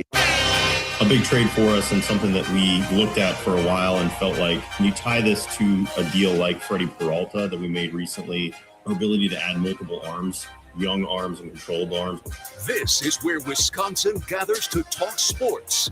Packers, Brewers, Badgers, Bucks. The Wisco Sports Show is on the air. Now, here's your host, Grant Bills. All right, hour number 2. Let's get into this Caleb Durbin deal. I got the notification on my phone just as I was getting on the road this morning. And when I say that, I had yet to leave the driveway. And I'll admit that I'm not against looking at my phone when I'm driving. So I'm not saying I never do it, but I do want credit for this. I did see the news as I was sitting in my car waiting to leave. And just the move aside, my first thought was, oh, what a great topic for us today. In our first week without football, we get a Brewers trade and a really unexpected one. So first thought, great for the talk show. Second thought, what the hell? Why not a trade we saw coming at all? So I've been trying to piece it together throughout the day. And Brewers fans, if you want to join in and discuss this move, be the first chance we've had to talk on the phones in well over a week now because we were live at Radio Row last week in San Francisco. So this times out well. My heart would have broken had we not been able to take calls on Caleb Durbin if this deal happened last week. So the phone number, 608-321-1670, wide open phone lines if you want to jump in. So the Brewers traded Caleb Durbin for a couple of arms from Boston and David Hamilton, who's an infielder. And I could sit here and tell you, well, you know, this pitcher's got this level of stuff and he was a high-level prospect and blah, blah, blah. Really, it's not that stuff is secondary because that stuff is important. What's more interesting to me is why the Brewers felt the need to trade Caleb Durbin. You know what I mean? Like, I get why they traded Devin Williams. He had a year left. He had just had an awful moment in the postseason, and he was set to make money, and they weren't going to re-sign him. Easy. I understand why they dealt Corbin Burns. He had just had an awful moment in the playoffs. What's new? There seemed to be a theme here. He was set to make a bunch of money on his last year. They weren't going to re-sign him. Trade him away. That makes sense to me. Freddie, we understood. I didn't think that one was as much of a lock as Williams and as Burns, but they found a deal that they liked, and I think the return from the Mets, at least on paper, is better than both of the previous two returns. whether it be Joey Ortiz and DL Hall or the Nestor Cortez and Caleb Durbin. I understood why Matt Arnold woke up one day in the offseason and said, we're going to trade Corbin Burns. We're going to trade Devin Williams. And I even understood why he woke up this last offseason a couple weeks ago and said, yep, we're going to trade Freddie Peralta. I got that. I'm struggling to understand, and I'm struggling to put together the pieces of why Matt Arnold woke up and made the conscious decision to trade Caleb Durbin. He's not making big-time money, and he won't be anytime soon. He seems to fit the exact type of baseball they want to play, which, by the way, makes sense. They just acquired him 2 years ago. It was a guy that they obviously thought would fit, a guy that they targeted because he was really the only worthwhile piece that came back in the Devin Williams trade. Nestor Cortez started like 2 games, sucked balls in one, and then they traded him for Brandon Lockridge. So like he didn't the Devin Williams trade was about Caleb Durbin, and he seemed to fit, and he performed pretty darn well last year. He was way better at third than I thought. He has some nice offensive tools, surprising power. He's not going to overwhelm you with power, but he'll surprise you every once in a while and give you a homer. Had a nice penchant for getting a hit in a big spot, just a gamer, just a guy who seems to fit, who's not coming up on arbitration, who's not running out of years of control. So why? Typically, when a team makes a trade like this, it's because and money's not out of it, right? So when you're trading a young player with lots of team control and on the cheap, when you're trading that player, it's normally for one of two reasons. You don't like the player. You don't like the player. You don't want him here. We don't like him. We don't like his skill set. We don't want him. And I don't think that's true of Caleb Durbin. The other reason you'd trade a player in a scenario like this is if you had players knocking down the door behind him and you wanted to get those guys on the field. So if Caleb Durbin was an active impediment to the top prospect in the system who's a tailor-made third baseman, or if Caleb Durbin was playing third base and they just acquired someone, let's say in the Freddie Peralta trade, they got back a third baseman who they love and he slides in and he's going to play third right away. To my knowledge, the players in the minors are not ready. Like they're not going to be day one starters at third. And I know they just acquired Jet Williams, but he's more of an up the middle guy. He's a shortstop guy. So, okay, even if they think Jet Williams can play shortstop every day, they kick Joey Ortiz over to third. You've still taken a massive hit in the depth of your infield. Not to mention you also sent Monasterio and Ziegler out. I don't like Ziegler, and I'm mostly meh on Monasterio, but they can start on a Sunday, on a getaway day. They can play a couple of games when Caleb Durbin takes a fastball off the ass and has a bruise. You know, like they don't have anybody like that. They have Terang, they have Jet Williams and Joey Ortiz right now, and that's it. So I struggled to see the reason behind this trade. I realize the Brewers, even when they're winning and contending, are not opposed to trading guys out. And I understand when guys are set to make money or run out of team control, like, yeah, you suck at. None of that is true of Caleb Durbin. And he, to my knowledge and to my eye, is a player who fits their system and really fits what they're trying to do. So why? Well, I listened to a little bit of what Matt Arnold had to say, and it started to make a little bit more sense. Let me play Matt Arnold's opening comment before he even took a question. This is his opening statement. And 30 seconds into, I mean, it's only a 55-second clip, but halfway through this, I'm like, oh, okay. So some things started to make a little sense. This is Matt Arnold with the media earlier today. Obviously, this was a big trade for us and something that we've looked at for a while and felt like, when you tie this to a deal like Freddie Peralta that we made recently, our ability to add multiple arms, young arms and controllable arms is something that's really exciting for us when you talk about the addition of guys like Sproat plus, a Harrison plus a Drohan. The combination of adding those guys is really exciting for us. And then obviously when you tie that back to the infield piece of this, certainly we're going down multiple infielders in this trade. But the ability to access, on top of Jet Williams, somebody like a David Hamilton who plays the way we love to play, very exciting, athletic, good defensive player, along with the infield depth that we had in the system coming, made a lot of sense for the Brewers. So we're excited about the trade and happy to answer any questions you guys have. So multiple times in that 55-second answer, he mentioned, well, on the heels of a Freddie Peralta trade, Now that Freddie Peralta's not here, following our trade of Freddie Peralta, I'm like, oh, okay. So they're worried about how many arms they have now that Freddie Peralta is out of the building. Freddie Peralta is many things. A true bona fide ace is not one of them. He's not Jacob deGrom or, even like Garrett Crochet from the Red Sox last year. Like, he's not that guy. But he takes the ball every 5 days, man. And the Brewers just finished a season where they went through, how many guys made starts for them last year? So instantly listening to that answer, I'm like, oh, so they want more arms in the bin. They want more arms in the mix now that Freddie's gone. And part of that annoys me a little bit because it's like, well, wait, you guys made the decision to trade Freddie, seemingly under the understanding that you had enough guys. Here is my criticism, and I've been in favor of the Freddie Peralta trade, but if your belief was that we don't have enough pitching minus Freddie Peralta, then you simply should have just kept Freddie Peralta. Right? And I know they got Sproat back, so there's another option. And I thought that, okay, we're sending Freddie out, but we need an arm back. I thought that was enough. Clearly the Brewers don't agree. I don't understand how I fail to see how the added depth in the starting pitching room is going to make up for now the complete and total absence of, forget depth, starting caliber players at third base or at shortstop, depending on where you want to play Ortiz, who we, for the most part, agree kind of sucks. So to say they've robbed Peter to pay Paul, I don't even know that that's accurate. They didn't rob you. They took everything from Peter to pay Paul. And I think Paul, you could make the argument Paul had enough. I thought they had enough pitchers. They clearly disagreed. But instantly in the first 60 seconds of Matt Arnold's presser, I'm like, oh, so now that Freddie's gone, they're spooked that they're going to run out of pitchers.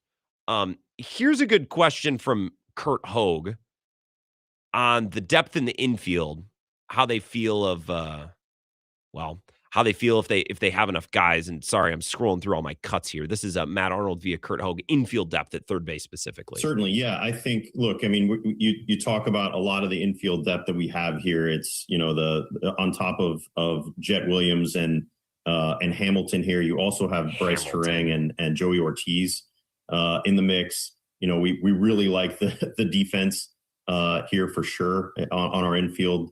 But you also start looking at the future here with guys like Jesus Made and, Cooper Pratt and Luke Adams and Luis Pena and Andrew Fisher. I mean, there's just a lot of these types of guys coming, we feel like, in our system that can absolutely handle the left side of the diamond, that have really high upsides. And so we feel like we have the ingredients now, to weather the loss of somebody like Caleb Durbin, who obviously meant a lot to our franchise.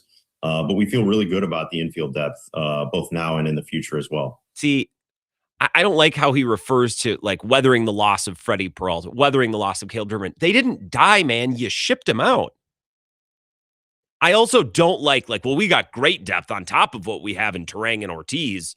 We got Hamilton and Jet Williams. It's like, don't tell me that, man. And I know that they like Jesus Made and others, but those guys are a year or two away. So what's wrong with just letting Durbin continue to help you staff out your infield until those guys are ready? You didn't need to clear the decks a year and a half ahead of time. At the soonest. That's assuming that Jesus Made shows up at the same age Jackson Churio did and is good, which is far from a certainty. I don't understand why they felt the need to do this now. You want to do it next year, it makes a lot more sense. Unless they think Jet Williams can just be Caleb Durbin and they can be fine, they can play him every day, and also they get pitchers. Okay, all right, that just puts a lot of trust in Jet Williams, and if the Brewers feel that way in their evaluations, then they'll prove me wrong. That seems like a big reach to me at this moment in time. 608-321-1670, Wisco Sports Show. Who's this? This is Louie in Eau Claire. What's going on, Louie? Hey, Grant. Thanks for the Brewers talk here. Yeah. On the surface, I'm kind of like you. I don't really completely understand it, but there's some aspects to it that I do like. Caleb Durbin is a good player. I like him a lot better at second base than third base from a profile standpoint. Well, Bryce Terang's obviously got that spot pretty well tied down. I hope what this is a realization by the Brewers that they need more power And by also not having Monasterio or Siegler, these guys aren't big power hitters, and that's what you need in the playoffs. I like the woodpecker approach, but that's not going to ever take down the Dodgers. So in theory, I don't mind that some of these guys who aren't big power hitters are getting shipped out. To your point, somebody's got to fill that void, and there isn't somebody readily available. You think if all else fails, do you remember, it's been a couple of years now, but they were trying Sal Frelick at third base.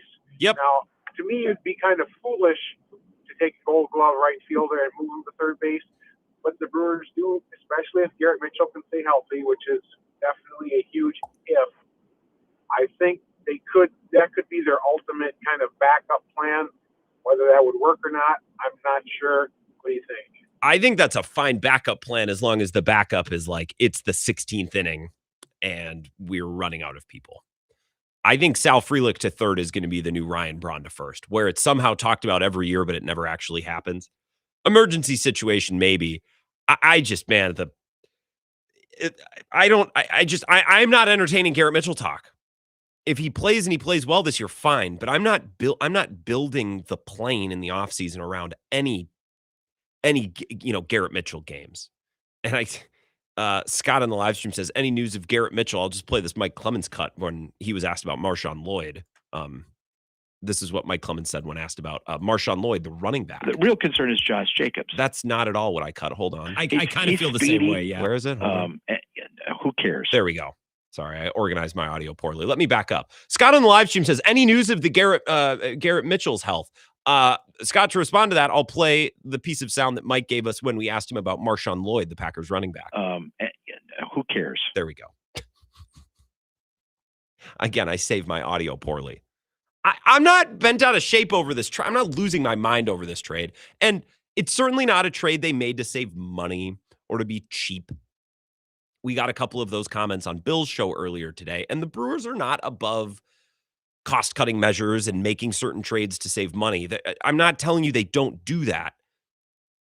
I think Brewers fans, you can get yourself into trouble when anytime the Brewers sign a player, trade a player, anytime the Brewers do anything, your first response is, well, they must be doing this to be cheap.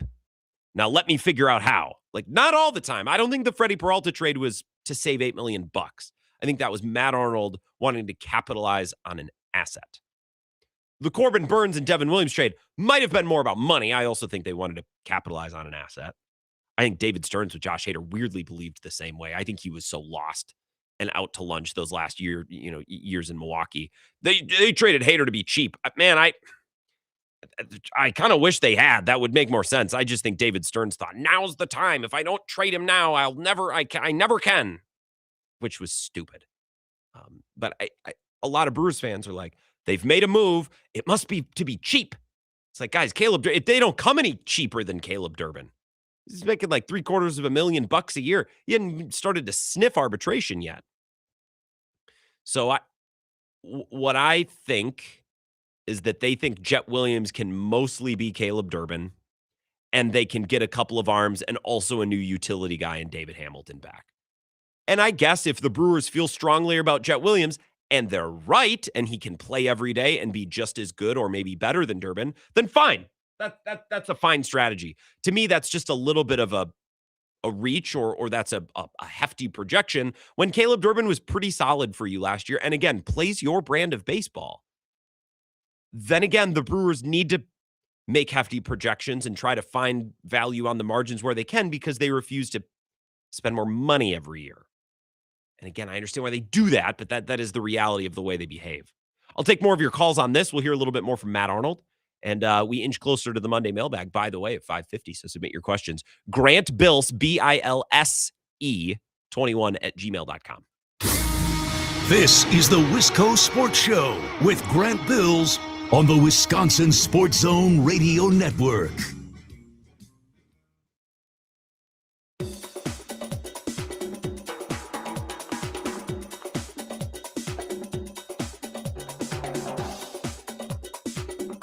The Wisco Sports Show will resume in 3 minutes.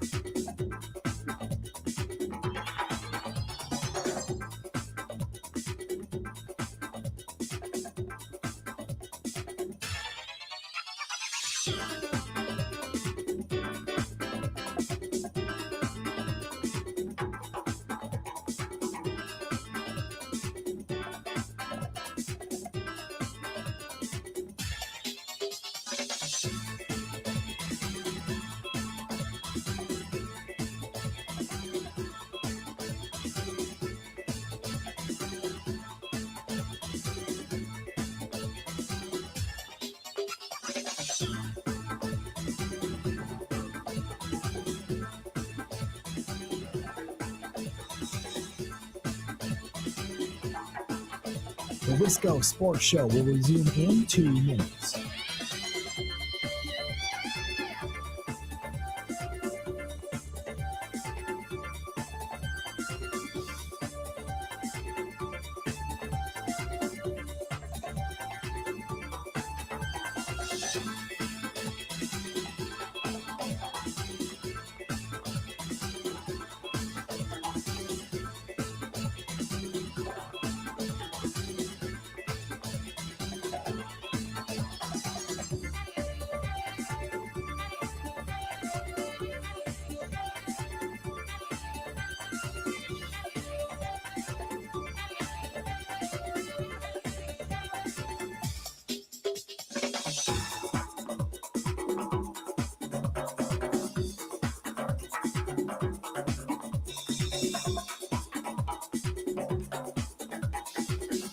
The Wisco Sports Show will resume in 1 minute.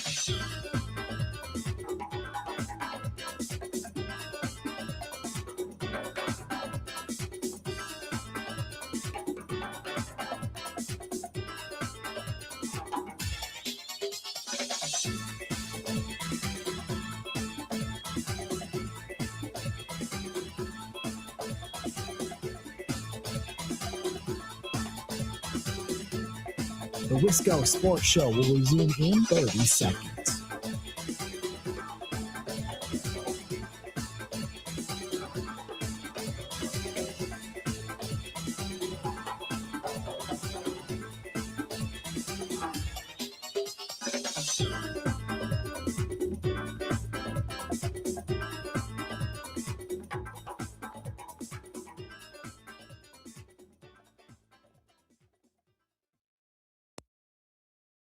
Thanks, Mike. Thanks, Matt. On the kind of overall reaction, 97 wins a year ago, and then the fan reaction of the whiplash to the roster. How do you sell it? How do you explain, like, you know, a top 3 Rookie of the Year candidate, top 5 Rookie of the Year candidate, stuff like that goes into it?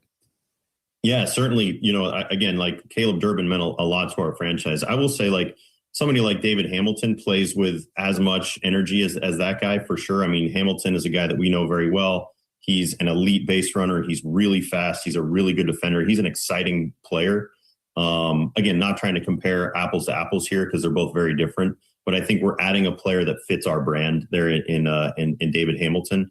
And then when you talk about the young pitching that we're getting, that's major league ready and really exciting, you know, to add to our stable of good young arms. I mean, you know, especially weathering the loss of somebody like Freddie is something that we're really excited about. I mean, Harrison's not that far removed from being one of the best pitching prospects in the sport. Drohan had an outstanding year last year in AAA. So both of these guys are really exciting for us to add. So I think that the combination of both the infield depth and the rotation depth is something that we feel really good about. Good question from Dom Catronio. I don't think this trade on its face is ridiculous if they like their infield depth, especially now with Jet Williams. They wanted more arms. Okay. I don't think the Freddie Peralta trade was ridiculous. 1 year team control left. Probably have good reason to believe he's peaking. But the question from Dom is a good one. You just almost set a franchise record for wins. You're on the doorstep of the World Series. You trade away your best starter and 2 guys who were both near the top of the Rookie of the Year rate. So just square that for me, man. Talk about how that works. And I think Matt Arnold recognized the question and gave mostly a word salad answer, which is sometimes what you get. I'm not saying that he's a bad general manager or a stupid man for giving an answer. I didn't get a whole lot from the answer. I think it's an important question. I'm glad somebody asked it, and I'm not surprised at all because Tom Catronio is really good. Right back to your phone calls on the dealing of Caleb Durbin. 608-321-1670. Wisco Sports Show. Who's this? All right, we can put the dagger in the NFL season and the Packers, and we can talk about spring hopes eternal. Rico in lacrosse. It's about time we finally get down and talk some baseball and talk shop. We can talk about baseball. Take me out to the ball game, baby. I got to tell you, I even did a little research this time, so I won't sound so rambly today. I look at a solid possible starter. I see a bullpen guy, and I, honest to God, that Harrison is his name, I think. Yeah. Yep. I think that he's a throwaway. The Boston wasn't going to bring him up to the major league level. He was trapped in AAA, and the Brewers are eventually going to just either trade him or dump him. Well, I mean, he could be the new Monasterio or the new Siegler because they sent both of those guys out too. No, the Brewers have too much talent in AAA. They'll be bringing somebody up. Well, yeah, but they're not going to call it all up this year. I don't know if any of those guys are coming up this year, which is why, again, you want to trade Durbin next offseason to clear the decks for some of your AAA guys. That's fine. I don't know. I just thought some of those guys were farther away than this year, which is when you would be playing Caleb Durbin. I didn't say all of them. I said one or two. I mean, I'm not fighting with you. This is a conversation where you talk, I talk. That's how this works, Rico. Right. Okay. I'm just saying, hey, we're going to hear more from Denny from Holman. I'm surprised we haven't heard from Dave from Monona yet, especially because of your escapade about the $20 bet. Yeah. What $20 bet? What $20 bet?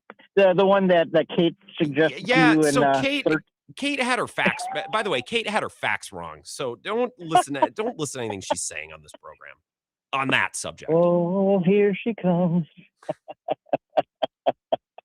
Anyhow, Father Grant, I just wanted to call and say hi and say, can't wait for baseball. Let me go. Likewise, Rico and lacrosse, appreciate it. I always love when you reference things from previous shows that other people might not be aware of. Yeah, Kate was getting some shots up on the show last week. She was on Radio Row. But yeah, had her facts twisted about something that Ebo did, in fact, not say. And then Ebo got yelled at on his show by listeners. He started a whole thing. Wisco Greaves on live stream. Brewers have to limit some of their young arms. You could say Priester was way over his innings limit. Sure. And here's another important comment from Matt Arnold. A great question from Jack Stern, who talked about, so you have a lot of arms. Who knows who you can necessarily count on to throw 200 innings? Who can you really stretch out? Who's going to be long relief? Here's a question and answer. And I can't really frame the question as well as Jack did, so I left the question in. Here's Jack Stern with Matt Arnold. This is this morning. Hi, Matt. Thanks for taking the time this morning. I wanted to ask just about, obviously, you guys have a lot of stretched out guys who are in that mix in the rotation depth chart now.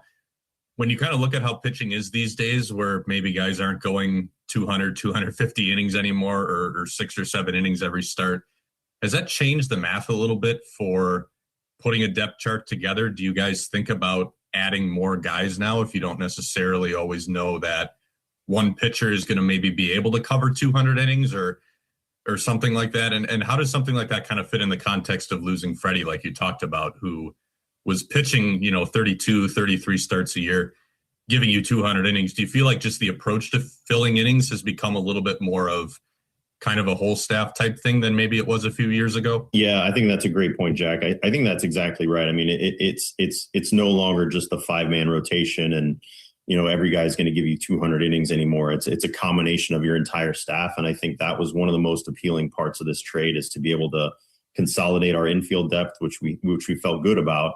And certainly good about it in the future as well, is to consolidate that infield depth and turn it into the innings that you're talking about. Okay, so that's a good framing, but I want to pause right there. You better feel really good about Jet Williams, and you better think that one of these youngsters is ready sooner rather than later, because right now your infield depth is Jet Williams, Joey Ortiz, Bryce Harang, and that's it. That's who you have right now. There's no Monasterio, there's no Owen Miller. That's it. And I guess Hamilton. And I believe a little bit more in his prospects to contribute this year, even just in a very limited role, because you need those guys as well. To say, well, we consolidated our infield depth because we like those guys to build up depth in our starting group. Okay, I guess I just had a different conclusion about their infield depth. Siegler, Durbin, and Mona, all of them going out. And now, so is Jet Williams playing short every day and Joey Ortiz? Who's playing third? Like the age-old question is who's on third, but that is actually the question today. All right, more from Matt for a very long season. I actually want to replay the part we were just discussing. Hold on. Every guy's going to give you 200 innings anymore. It's a combination of your entire staff, and I think that was one of the most appealing parts of this trade is to be able to consolidate our infield depth, which we felt good about, and certainly good about it in the future as well. Is to consolidate that infield depth and turn it into the innings that you're talking about to cover a very long season, because we know we're going to have injuries. You guys saw what we were dealing with at the start of last year, when not everybody's 100%. Like that's going to happen again, and we know that. But having a number of guys here like Harrison and Drohan really do raise the floor for us. And again, when you look at that with the other young guys, feel good about weathering that storm. And again, it's never going to be perfect, and we're going to have to see some innings from guys that we probably didn't expect it, and hopefully they step up as well. But to have the length of these two guys that we're adding is certainly something we feel really good about. Some text here. Rock and Rick says Caleb has the perfect power for many, many doubles off the big green monster. He will be missed here. I think he'll be a good fit in Boston. He's the scrappy kind of gamer guy that they need. Plays to contact. Boston's got a lot of talented guys. Who's the numbnuts who plays the outfield who was yelling slurs at fans? Why I can't think of his name. Their roster's full of a bunch of those types of guys. Not as dramatic as that, but like high-level prospects who want to hit for power and, hit the long ball. Like they need some greasers over there. So he'll fit. He'll probably play second because I think they want to probably play Mayer at third. I was reading about this a little bit today. So I think he's a very interesting fit in Boston. I'm interested to see what kind of career, what kind of role he plays there. Maybe not an everyday second baseman, but utility who maybe makes most of his home at second. What's the guy's name? Why can't I think of the guy's name? He's the Miles Turner of baseball, and that he's kind of good and he's on the trade block every year. Jaron Duran, thank you, on the live stream. This text is Jim from Cottage Grove. I listened to Bill's show this morning, and what Matt Arnold was saying is they have plenty of people in the pen, and they plan on drafting somebody because they've been very good at drafting. They're only one spot behind where they were going to draft originally because they drafted that choice away or traded that choice away. You have to trust him. He's been doing a very good job, I believe. Look, the Brewers have no doubt earned the benefit of the doubt. Don't get me wrong. This just seems like a reach to me.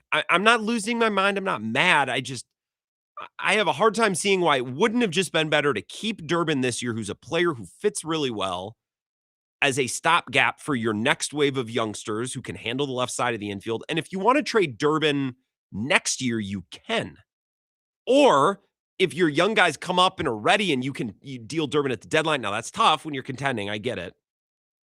But if someone takes his job, this felt more like a move that could have been made and would make more sense a lot next year, more so than this year. They must really be scared. I think the beginning of last season spooked him. I really do. And Matt Arnold mentioned that last answer to Jack Stearns, like, remember what happened at the beginning of us last year.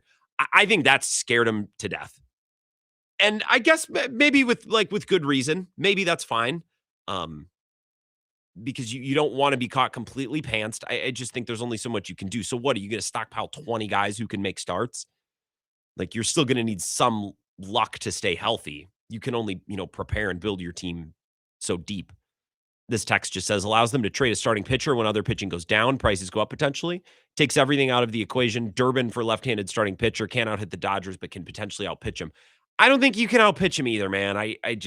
This isn't about the Dodgers to me today. We can do that conversation a different day. This is more just trying to understand why the Brewers did this and what they see from Durbin and Williams and some of the other guys to square this away, because it was such a surprise. Alan O'Clair says, damn it, I liked Isaac Collins and Caleb Durbin. I knew Freddie was goner and could make my peace with that, but dealing young, effective position players is disappointing. Yeah, it is disappointing.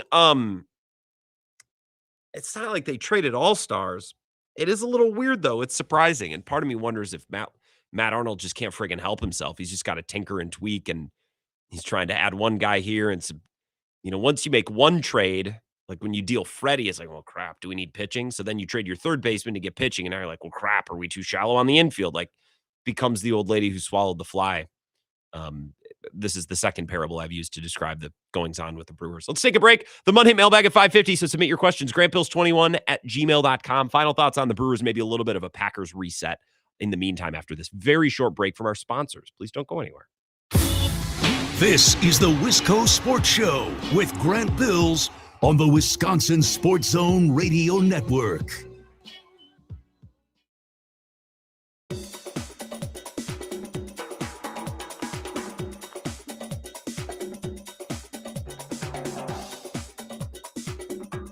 The Wisco Sports Show will resume in 5 minutes.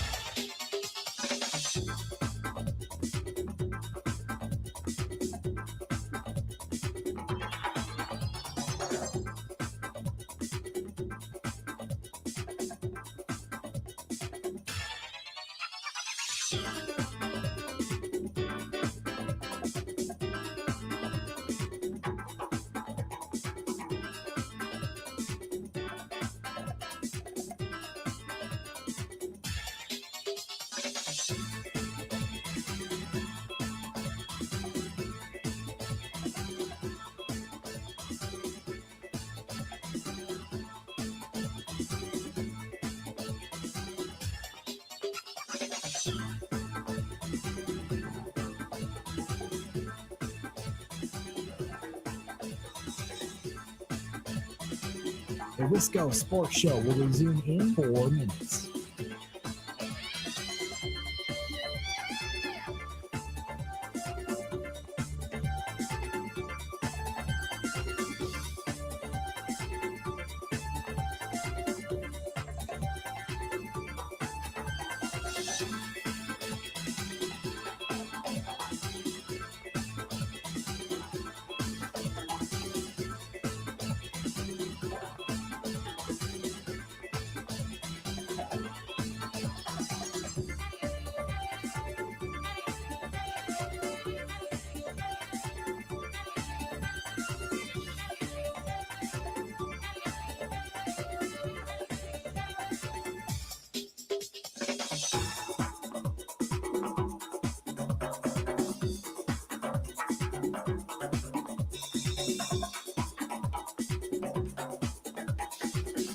The Wisco Sports Show will resume in 3 minutes.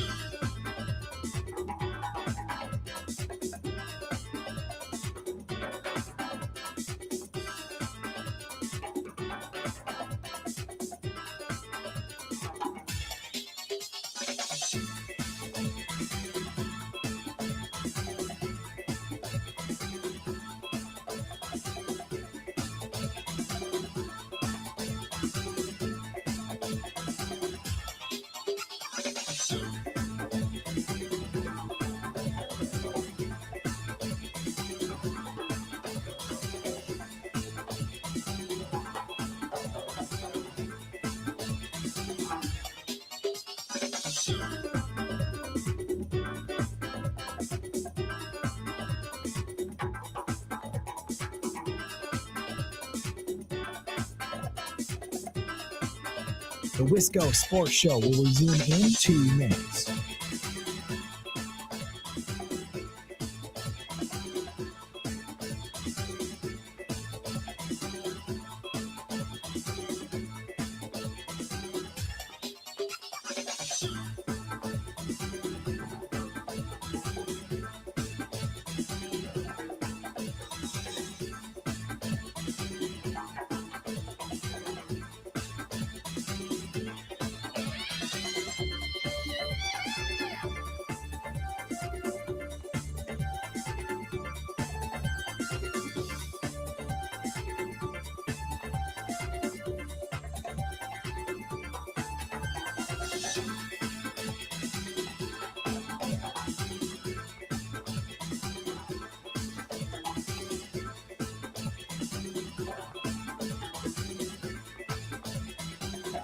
The Wisco Sports Show will resume in 1 minute.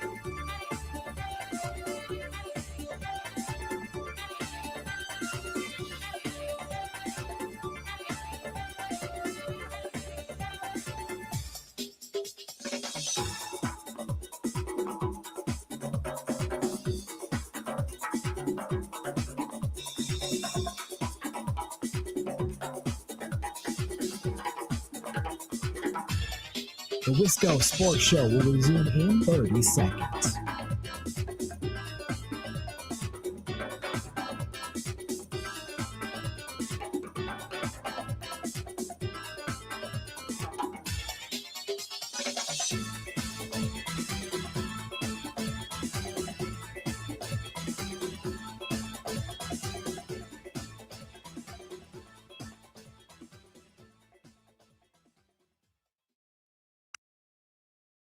Certainly, yeah. I think. Look, I mean, you talk about a lot of the infield depth that we have here. It's the on top of Jet Williams and Hamilton here. You also have Bryce Terang and Joey Ortiz in the mix. We really like the defense here for sure on our infield. But you also start looking at the future here with guys like Jesus Made and Cooper Pratt and Luke Adams and Luis Pena and Andrew Fisher. I mean, there's just a lot of these types of guys coming, we feel like, in our system that can absolutely handle the left side of the diamond, that have really high upsides. And so we feel like we have the ingredients now, to weather the loss of somebody like Caleb Durbin, who obviously meant a lot to our franchise. But we feel really good about the infield depth, both now and in the future as well. That's Matt Arnold one more time talking about infield depth. Fairly self-explanatory piece of audio.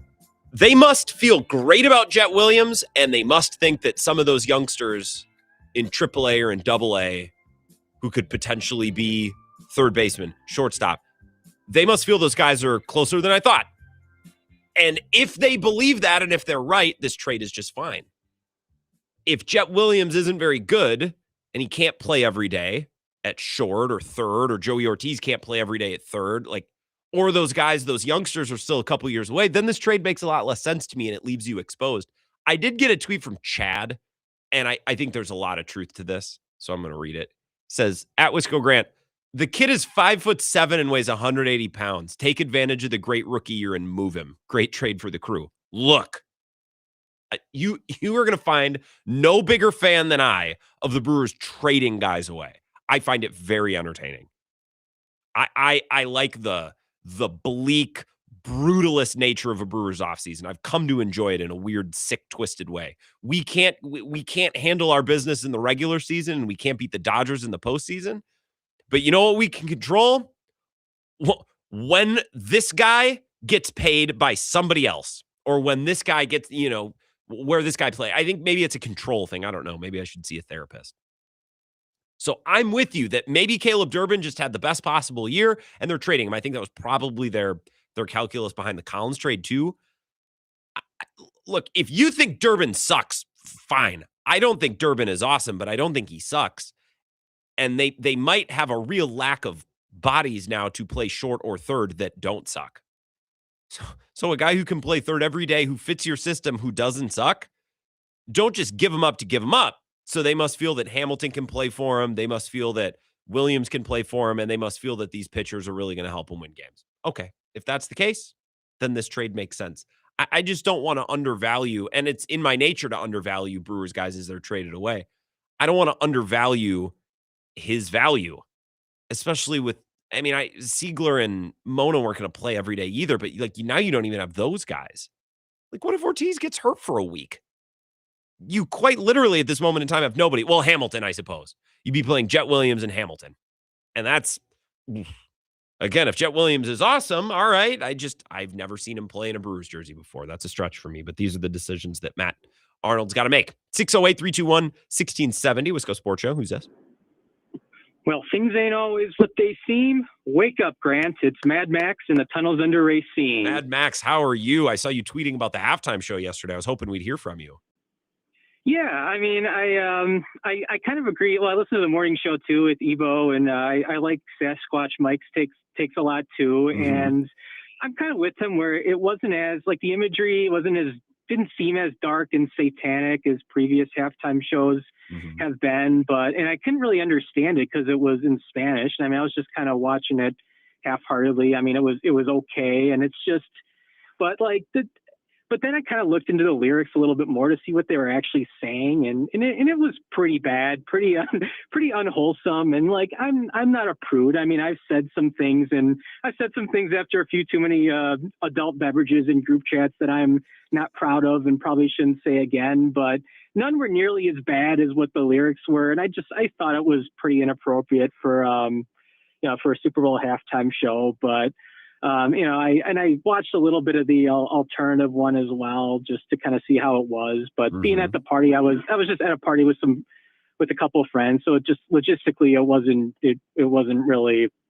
really working to watch both, so I'll probably watch that later. But I just an issue I have with this stuff. It's like I think the dueling Super Bowl halftime shows was a good plot by the cabal this year to distract us, and because it was to get the right and the left to to fight over like we're gonna have the All American halftime show with Kid Rock, who if you look at some of his old lyrics, they're not too much better with some of the things he was talking about, and then it seems like the left kind of tried to latch on to the Bad Bunny thing. But I think there was a distraction to keep us not talking about how weird the commercials were. I mean, it was all about like AI and robots and just how how that's going to take over the world soon. And everyone's talking about the Ring doorbell. Like, what a miss from their marketing team. I know. I know. It's just, I feel like the whole Super Bowl was predictive programming about the coming AI and surveillance state. And I thought that Spielberg movie looks interesting too, like the Disclosure Day, like about humans having alien contact the first time, which I think it looks like an interesting movie, but like it's total predictive programming. I mean, Spielberg is known for that in his movies. I mean, kind of like how Stanley Kubrick was, and he got killed for revealing too much. That was my thought. Is this is going to be Spielberg's Eyes Wide Shut, and they're going to push him off a balcony? Yeah, I think so too. Because I think what's going to happen, I think an alien invasion is going to be faked with AI, which is going to be what the cabal uses to take total control and push the one world government with one world digital currency, and they're gonna shove us all into smart cities, which Racine, by the way, is going to be one of the smart cities. That legitimately is one of the test projects for for smart cities, which is going to just which are going to be like prisons basically. So like those of us, it'll be truth tellers. Yeah, it'll be a walkable, like myself, dense neighborhood, is what it'll be. Yeah, but truth tellers like myself, are going to get bad social credit scores in these smart cities, and eventually we're going to get persecuted, and they're going to try to give us the mark of the beast and all that. It's all prophecy. It's all biblical prophecy that's playing out here. And I'm just trying to wake people up who think I'm crazy, who can't see it, but it's coming, Grant. Can you answer one question? There's a Wisco Greaves on the live stream is asking, you mean Turning Point's halftime show didn't occur in the tunnels of Racine? Do you know anything about this? I think it might have. I'm still trying to verify that, but I do know that it wasn't live. I know they pre-recorded it. Yeah. I don't know. Maybe it was one AI creation in the domes, the Foxconn domes. Well, I appreciate it. I was hoping that we'd hear from you today, Max. Thank you for the call. Yep. Thanks, Grant. Goose Eggs on the live stream says, amazing cellular service in the tunnels. Yeah. What is the cabal? The cabal was distracting us from the commercials. The folks at Ring Doorbell, what a miss. The last couple of years, this could be because I'm getting older. I think as you get older, things that used to be all exciting and cool aren't exciting and cool anymore. I forget to pay attention to the Super Bowl commercials now. But the one, if you missed it, so Ring Doorbell is advertising this thing where if your dog is lost, you can like put out a thing and it'll access like hundreds of cameras in your area, and they'll all do like an AI search to see if they've seen it. And everybody's like, excuse me? And the people at Ring, I mean, maybe the cabal is behind this. Maybe the cabal, maybe this commercial was produced to distract us from something even more insidious in a different commercial. I don't know, but I have a hard time believing that the folks on the marketing team of Ring Doorbell were like, let's show everyone that we have an AI service that just surveys all the time, and then we can go back with facial recognition to find people. Like, how did you think that was a good product to advertise? I guess finding a lost dog, like, yeah, that's nice, but I don't know. People did not respond. Yes, on the Goose Eggs on live stream says Ring Doorbell is complicit in the police state. Well, yeah, it's the first step. Racine's going to be a smart city. Yeah, and you know how they'll package it too. It'll be a dense, walkable city where all of the people live in buildings with a courtyard and you can play with your kids. Meanwhile, they build the fence in the distance and you get Truman showed. And it all goes back to the tunnels that are headquartered, of course, under the Foxconn Dome in Racine. Thank you, Mad Max. I think I don't know that there's a caller with a better voice for the subject matter. Dave from Monona is pretty good, but I don't know if there's a caller whose voice better fits the subject matter than Mad Max. And I also appreciate that he calls not when everyone else is trying to call, because I feel like I can waste 2 minutes to talk. Not waste. I feel like I can commit 2 important minutes to talking about Racine becoming the next smart city. The Monday Mailbag. Speaking of wasting time, I'll answer your questions and maybe an observation or two from San Francisco Radio Row, where we were last week, thanks to Flipside Pub and Grill, who I can't imagine sponsors the talk of police state and ring doorbells. Although, they're bought into the whole show, but specifically sending us to Radio Row last week. So we thank you and thank them for that. Submit your question for the Monday Mailbag. GrantBills21@gmail.com. We'll answer the questions next. This is the Wisco Sports Show with Grant Bills on the Wisconsin Sports Zone Radio Network. There's never been a better time to experience Pella in person and get all your questions answered. Join us at the Neri Spring Home Improvement Show, February 13th through the 15th at Wisconsin State Fair Park.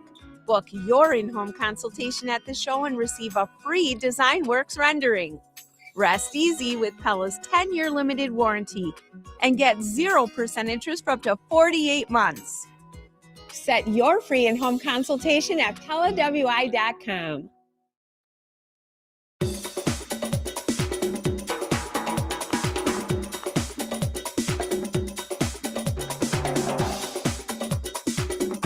The Wisco Sports Show will resume in 3 minutes.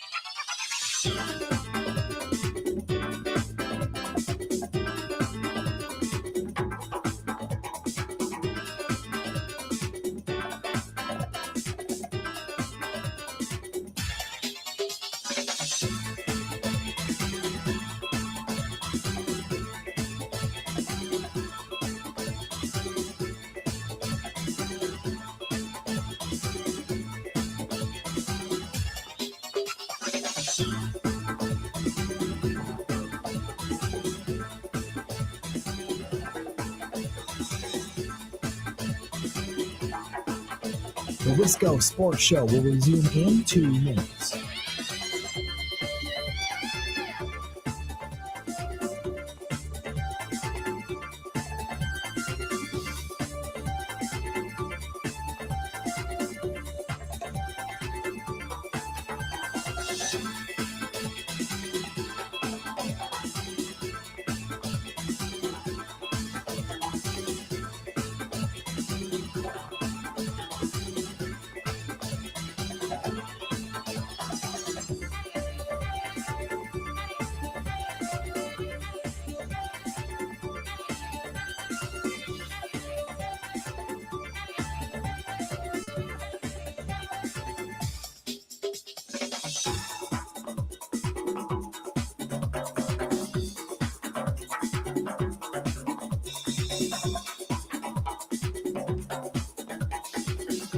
The Wisco Sports Show will resume in 1 minute.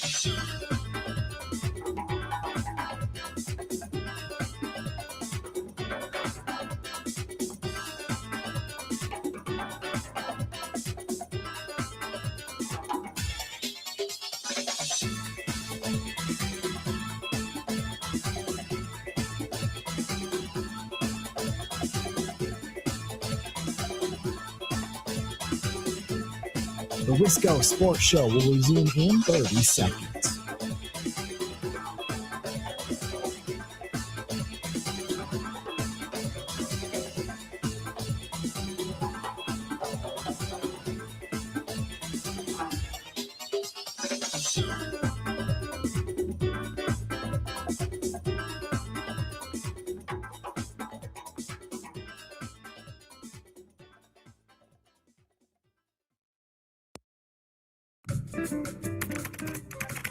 Because the mail never stops. Charles, I'll be writing to you. She's Got Mail. That's the name of the movie. That's it, honey. There's never a let-up. It's relentless. Every day it piles up more and more and more. You got to get it up. And the more you get out, the more it keeps coming in. The Monday Mailbag. All questions and topics considered. I promise. Anything you email in. I mean, as long as it's, unlike Bad Bunny's satanic, cabal-driven halftime show, as long as it's appropriate, I'll read it on the show. GrantPills21@gmail.com. We have no way of knowing that the Turning Point halftime show was not recorded in the Racine tunnels, by the way. Good comment on the live stream. Appreciate that participation. Let's first go to Thomas in La Crosse. He emails in and says, did you hear the very special guest Ebo had on his show on Friday? He had the legendary Mr. Positive, Greg from Michigan, on his show. They had an amazing conversation and made my day. Heck, even made my weekend. Who knows? Maybe he will call into your show sometime down the road. Thomas in La Crosse. More of a comment, really. Appreciate the participation, though, Thomas. Tyler in Massachusetts says, love the appearance of one Marconi award-winning afternoon radio show host with Michael Felger last Friday on Radio Row. Who was the biggest tool bag you saw out while in San Francisco? So it would be easy to be like, this person was such an a-hole, they didn't want to come on Bill's show. Or this person big time to us. It's very important to recognize in situations such as Radio Row when you are not the big fish in the pond. Bill's been going a long time. He gets a lot of good guests. I've been going 3 years. I'm not McAfee. So, like, I can't walk over to Gronk and be like, hey, you want to do Madison-based radio? I'd lie and say we're Milwaukee-based because I've done that before. It just sounds bigger and better. I don't know.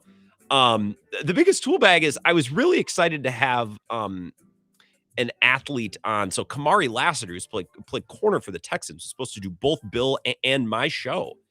And the agent who was booking Kamari reached out to someone who Bill's worked with for a long time. I've worked with for a couple of years. Really good relationship. They're pros, man. They bring people by when they say they're going to bring them by. They're communicative. They send you the information. They're prepared.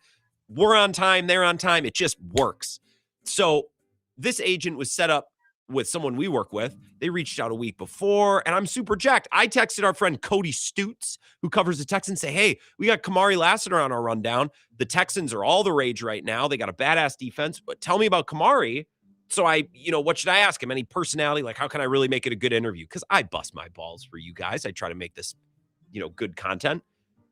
She shows up 2 hours. The agent and the client show up 2 hours after Bill's show, after their scheduled appearance. And they never text me. I called her about 10 minutes before because I hadn't heard back. I said, hey, we're at table, blah, blah, blah. We're looking. She goes, man, we got a late start this morning. Kamari's really tired. He traveled in this weekend and he hasn't bounced back. And I'm like, okay.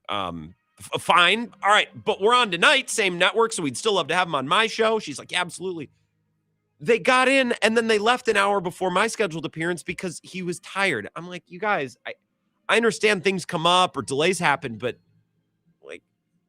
you can't, I don't know. I just like working with people who are pros. When you say you're going to be somewhere, be there. When you say you're going to be there at a certain time, be there slightly early. Or if you're not, text me. Don't make me call you. It's not my job. If you want to leave early, fine, but you reach out well in advance.